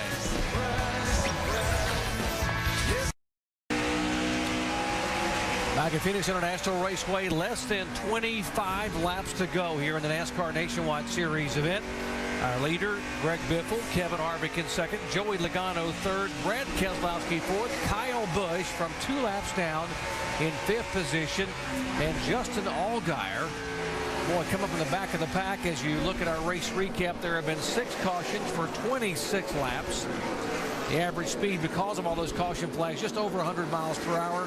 And the new points leader, Kyle Busch, by now 71 points over Carl Edwards, who is back on the racetrack in the 60 car, but being shown 25 laps down in 33rd position. Well, Kevin Harvick is working on Biffle here, trying everything. He's tried it high, tried it low. He's tried, you know, it looks to me like Kevin can get in the corner real well.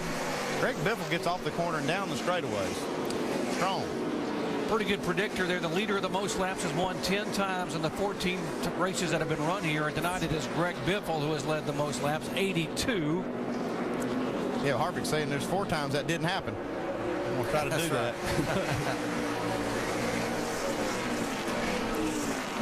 Kevin Harvick said when he came here, he grew up in Bakersfield. No, trouble for Scott Legacy. Oh, what a great run gone awry here for the rookie driver, and that will bring out caution for the 7th time. Looks like his strategy was paying off for him until this happened. Yeah, he kept that car up and set. He was doing a great job. Yeah, he's got this a lot of damage on this car. No, I can't steer hardly. I don't know.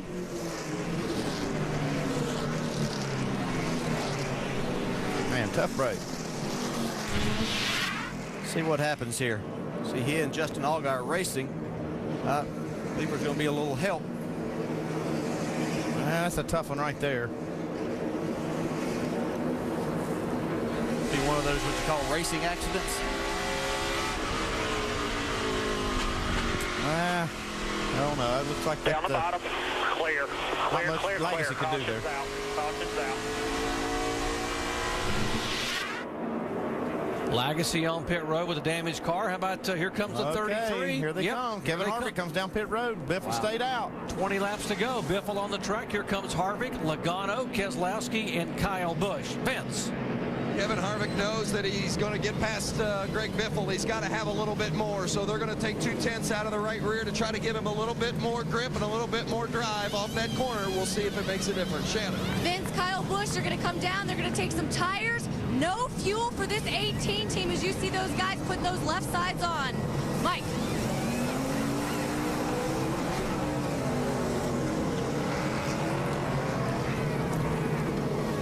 Pretty excited stop there for the Kyle Busch bunch. So 14 of the 17 cars on the lead lap came onto pit road. Greg Biffle did not.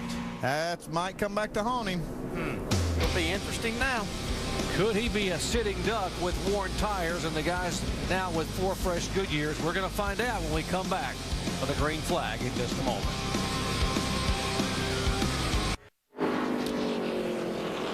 NBA playoffs tomorrow, 1 o'clock Eastern time. It's the Bulls and Celtics on ESPN. 3 o'clock Eastern on ABC, the Pistons and Cavaliers. Lots of NBA action coming your way. Could we see a buzzer beater here in the final lap? Some tire strategy. Greg Biffle stayed on the racetrack. He did, but he's going to be a sitting duck. He's got Jason Leffler, who didn't come in, and Vernon Lamar, who did not. Brad Keselowski, the first car that took on tires. Biffle does have a little buffer with a couple of cars that stayed out, and then another little buffer with guys that just got maybe 2 tires before you get to Kevin Harvick, the big contenders that have been. Keselowski going underneath the 32. Lamar is now pushed to the high side. Reagan goes by. Now the guys with the fresh tires making their moves.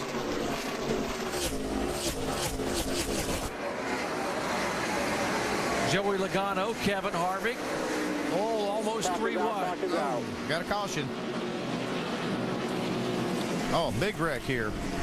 Casey Atwood in the 05 has come off the inside wall and come back across to the outside. That car is torn up bad in the front. That's really what Greg Biffle is wanting to see, is another caution to get a few more laps off of the scoreboard, or onto the scoreboard, and get the laps winding down here where he can get that jump. He doesn't have any lap cars to deal with. Got a lot of damage here to Casey Atwood's car. I thought they were throwing the caution in anticipation of the wreck we were about to see between the 3-wide battle with Kyle Busch, Logano, and Harvick. They look like that could have been headed that way for sure. It's a hard lick for Casey Atwood there.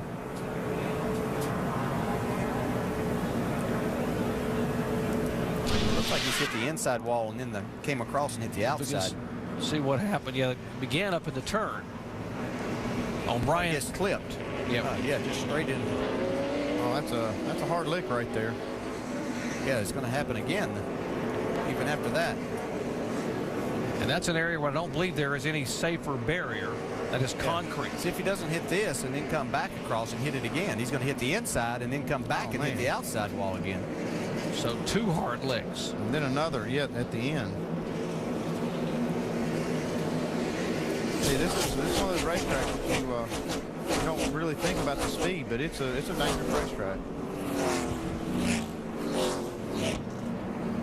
You can hit hard here. Yeah, you can. And that's, he wasn't expecting anything like that. Getting clipped in the right rear. Nothing he could do.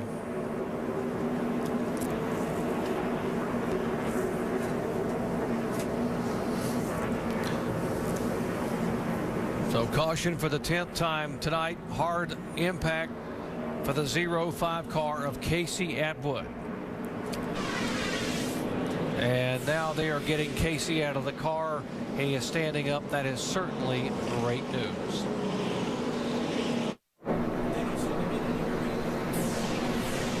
Cleanup continues here at Phoenix International Raceway. NASCAR Nationwide Series action. 188 laps are in the books, just 12 to go. Greg Biffle is our leader. Jason Leffler, who's also stayed on the racetrack with the previous caution flag. Neither Biffle nor Leffler came in. Brad Keselowski running in 3rd spot, took on 2 fresh tires. David Reagan behind him also took on 2 tires. And Andy, the guys with 4 tires are the guys Kyle Busch, Harvick, and that bunch behind them. Yeah, we thought they were going to be sitting in the catbird seat, and maybe they would have if they could have lined up a little further up in the line, but looks like this is playing into Greg Biffle's hands.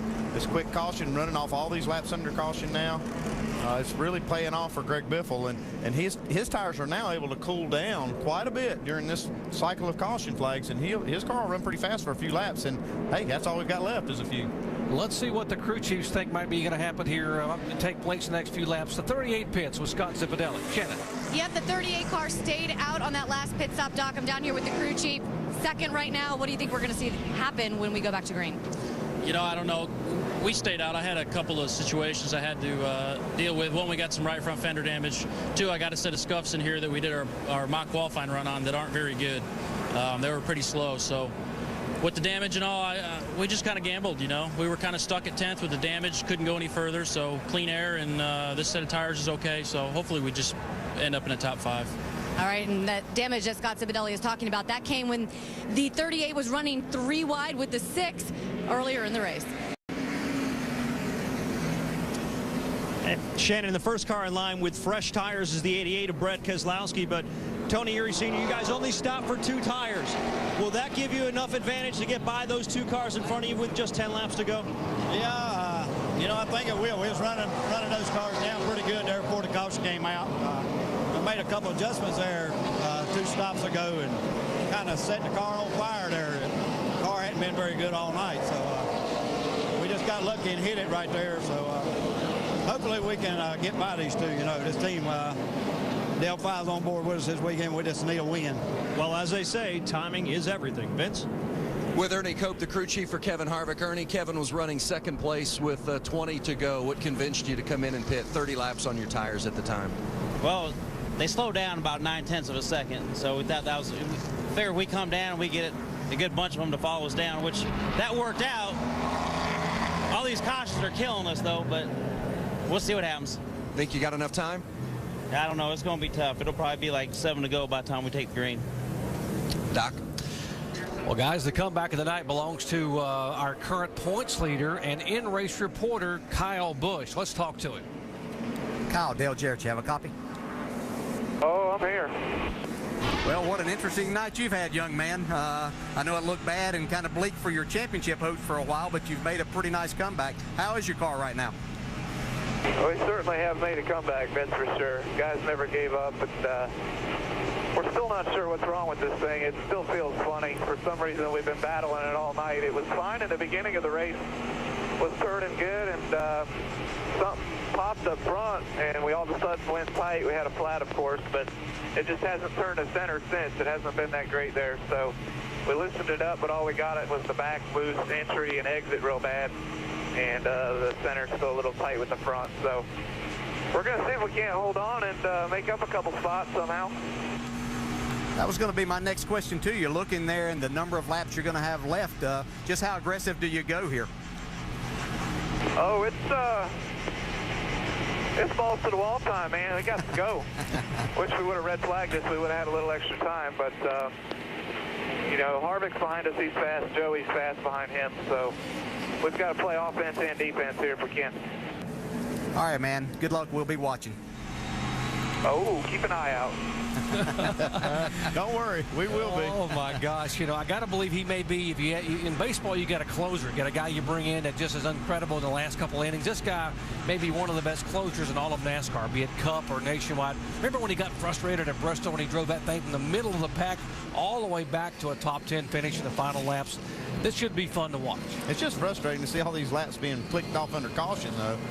You know, these guys have these tires and can't do anything with them if they don't have some laps to work with. Yeah, we've generally seen that in this type situation that might have gotten a red flag and had enough laps left here. But once again, they're playing, I mean, and not that they're showing favoritism, but they're playing right into Greg Biffle's hands for this to work for him. As you said, his tires have cooled off quite a bit, and this should help him.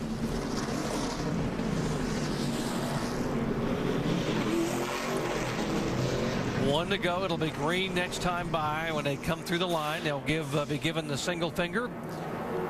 There has been a caution flag inside the final 5 laps in the last 6 races, and 10 times of the 14 races we have run here overall, so you expect to see at least one more yellow flag. Yeah, there's still time. And this is the point of the race. It really, really heats up. I will tell you, if you want to look at numbers, the leader here at Phoenix with 10 laps to go has won every single race that's been run here. There's never been a pass in all 14 nationwide races, but that could change. A good chance it could change right here, yeah. And if we could have got, somewhere outside of 10 laps, I think there was a better chance. But Greg Biffle is so good. He knows what his car's capable of doing. He's got no traffic to deal with. He just has to go as hard as he possibly can. These guys have their hands full if they're going to change that stat tonight. The first rookie to ever come here in the NASCAR Nationwide Series and win a race on this racetrack, Mr. Biffle. He's pretty good here. He's been pretty good since he started, really. I tell you, I wouldn't want hardly anybody else in that car for this little short run to the end, especially at this track. Pace car pulls in. We'll see what we got here. 7 laps to go. It'll be 6 this time by. Can Biffle and Leffler hold off the guy with fresh Goodyears? Nice start there.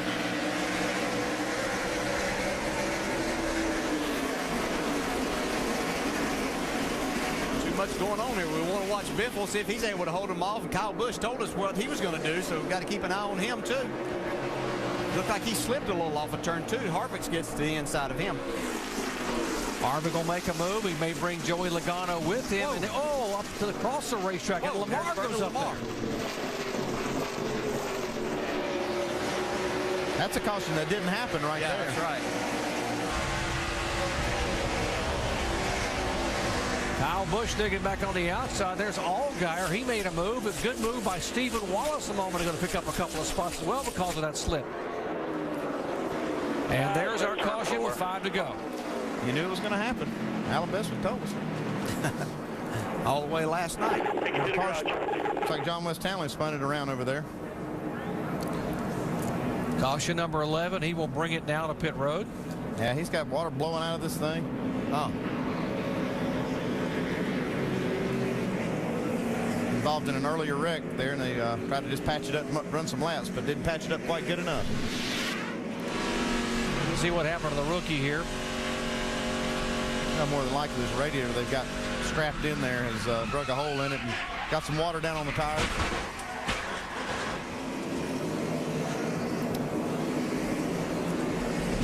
NASCAR really encourages these guys to fix the cars right before they send them back out there because of that right there. You don't want to influence the outcome of these races by bringing out a late caution.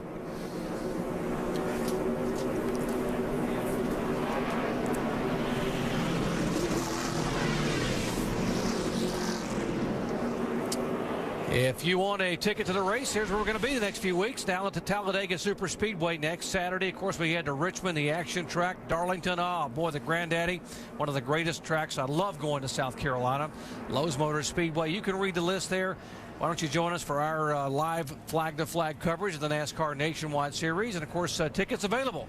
www.nascar.com/tickets.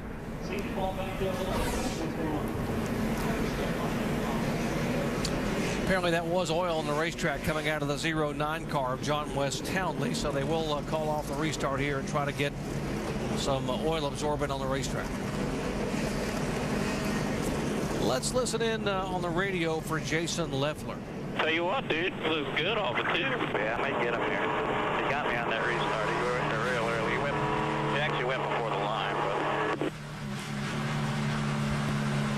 sounds like Jason Leffler is pretty confident on this next restart. Yeah, I learned a little bit on that last restart, and he was strong too. Now he didn't let Greg Biffle get far away at all. Well, he has his plan as to where he might want to make this, so he knows where his car's the best, and that's what you have to know in this type of situation. We're going to have a green-white checker here. I mentioned he's never won here in a nationwide car. He's won 3 times in a USAC midget, once in the Silver Crown car. Finished second here.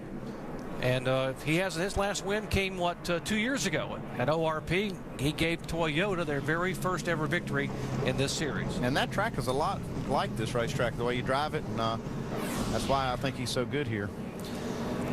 Both races last year finished with a green-white checkered. We will now make it 3 in a row because NASCAR has confirmed this will be a green-white checkered finish.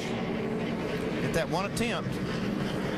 If caution comes out while they're trying to make that one attempt, then the race is over right when the caution comes out. Yeah, that's the key, and that's why Jason Leffler's not going to be able to wait around. He's going to have to be up on it, get in the gas from the word go, and try to make that happen early in case something should happen back in the pack. And Greg Biffle got such a great restart a moment ago, just pulled away by 5 car lengths. Yeah, you heard Leffler say he thought he went before the line. He'll be ready this time.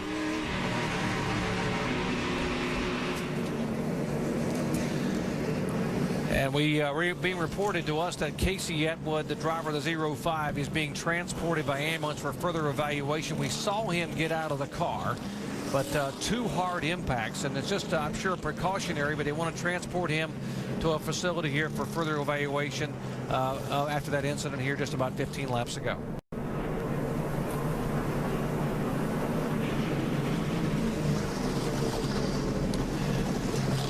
Lots of motorsports action to come your way tomorrow, 10 a.m. Eastern Time. NASCAR Now, presented by 5 Hour Energy. Some Summit Racing Equipment NHRA action in Atlanta, 6 o'clock Eastern Time. On Sunday, ABC action, American Le Mans Series at Long Beach. And, of course, next Saturday, NASCAR Nationwide Series action. I love going to Talladega Superspeedway. The Aaron's 312 at Talladega, 2:30 Eastern Time next Saturday, of course, on ABC.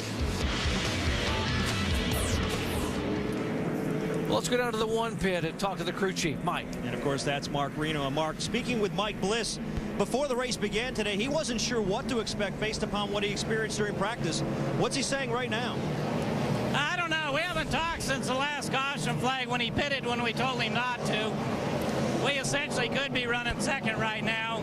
And we haven't talked since the last 10 laps. Well, guys, obviously some communication issues here in the 1 pit, Shannon. Down here with Mike Kelly, crew chief for David Reagan. What have you guys got for him on this green-white checkered? I actually think we're going to be pretty good right here, David. David's done a great job driving the discount tire Ford Fusion tonight. And it was started off really tight. And, track position was a premium. We got it up there now, and I think he'll get after it. I think we can get that 88 and the 38 here. All right, it was 2 tires on that last pit stop, Doc. 2 tires for David Reagan. Remember, he will only run 20 races this year, giving up that car to Eric Darnell at Richmond. But he has had a very good year. In fact, came in and still holds 3rd position overall in the point standings. He's had some solid finishes this year. You can see there, started off with the top 10 at Daytona, top 5 in California. The 26th at Vegas, he was leading the race whenever he spun coming out of turn 4. So had another good run going there. His career best finish was 3rd at Memphis, so he can equal that tonight and maybe better it. Jack Roush sitting on 99 wins in the NASCAR Nationwide Series. Mark Martin gave him his first win back in 1993. Could he get win number 100 here tonight, courtesy of Greg Biffle? Had a tough night with Carl Edwards, the team car. Motor going south. Still got a chance to get that 100th win, though. Good day, bad day. 5 different drivers giving him these wins. Mark Martin gave him 40 of those. You see Edwards 20. Biffle trying to give him his 17th victory. Jeff Burton, by the way, won here, gave him his first win at this racetrack. Yeah, that's a pretty good starting 5 right there, I'd say, guys. Yes, sir. Again, now you get one attempt at a green-white checkered finish. If the caution waves, the race is over immediately. See if Greg Biffle can hold them off. Here they come with a green flag. Is he going to change his starting point a little bit here? Yeah, he did. He jammed them up behind. A lot of cars running into each other behind these guys.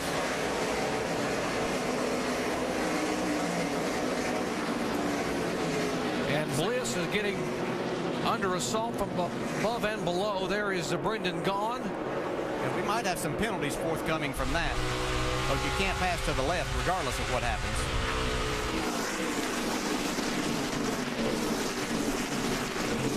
Out of turn 4, white flag, the little contact there, McDowell and Stephen Wallace. Here comes Biffle. Leffler drove it hard down into turn 1. Here comes Kevin Harvick on the inside of David Reagan. It'll be a little too late. Looks good for Greg Biffle. Well, the numbers said there has not been a lead change in the final 10 laps in 14 previous races. How about making it 15 races? Bring it to us. Because Greg Biffle will come down and win it at Phoenix. Jack Roush has now won 100 races in the NASCAR Nationwide Series. Awesome job, Biff. Awesome job. Pit crew, nice job. Yeah, boys. That's the way you got to do it. Week in, week out.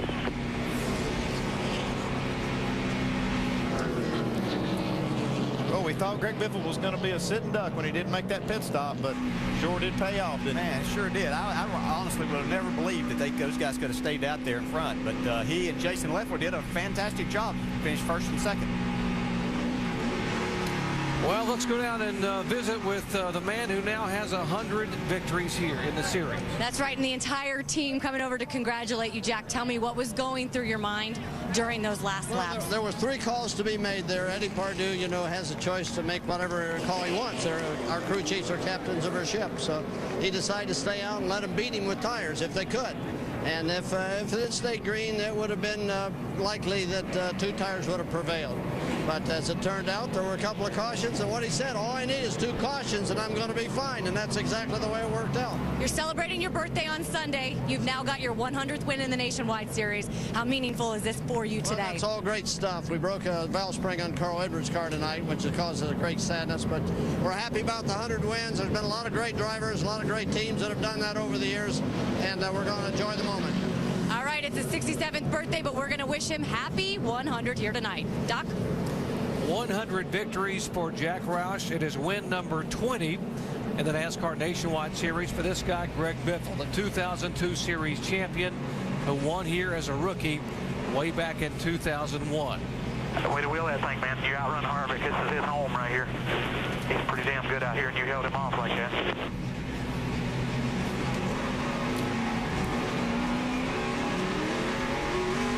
Biffle takes the win. Jason Leffler finishes second, and Vince is with him.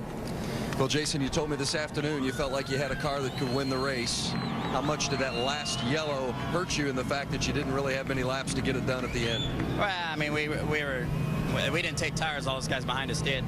And but we took off there for a good couple of laps. So it was a great call by Scott Zipadelli. Guys are doing a great job.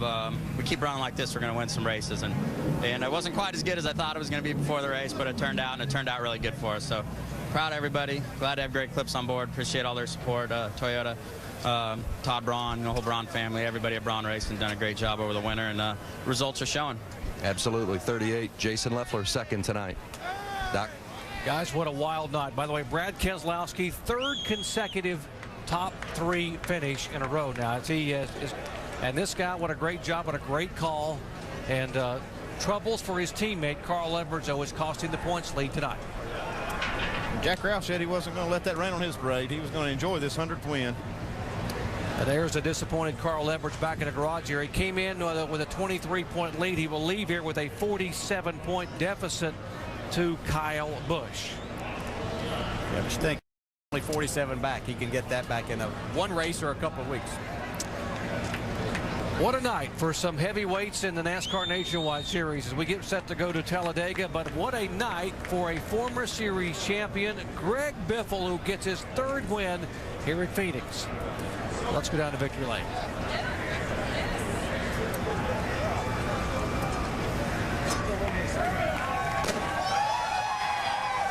Greg Biffle now climbing from the car. It had been 76 races since he won. He snapped that streak in Vegas. Now his first time back behind the wheel since that win. He's in victory lane again. Consecutive starts, consecutive wins, but you had to do it with old tires. What was that like knowing there were a few guys behind you with fresh rubber? Man, I was really worried. I thought we were sitting ducks, you know. But these tires are so good. Once the tires cooled down under that caution, everybody pitted on, the car took off again and just hauled. I'm so glad for City Financial and all these guys and all these race fans. You know, they do so much for us. And I'm just so excited. 100th win for Roush Fenway. Just excited for these guys to be back in victory. And the pit crew won this race tonight. They did a phenomenal job. And we're going to talk about it on my radio show Monday night, 9 o'clock, GregBiffle.com. Congratulations. Thank you. You heard Greg talk about that pit crew. They've gone through 2-a-day practices all week to improve, Alan. It paid off tonight. So a key call with 20 laps to go to not pit by the man left there, hugging Greg Biffle. Crew chief Eddie Pardue winds up being the winning strategy, and the Biff takes the victory tonight in Phoenix. And next week, Talladega.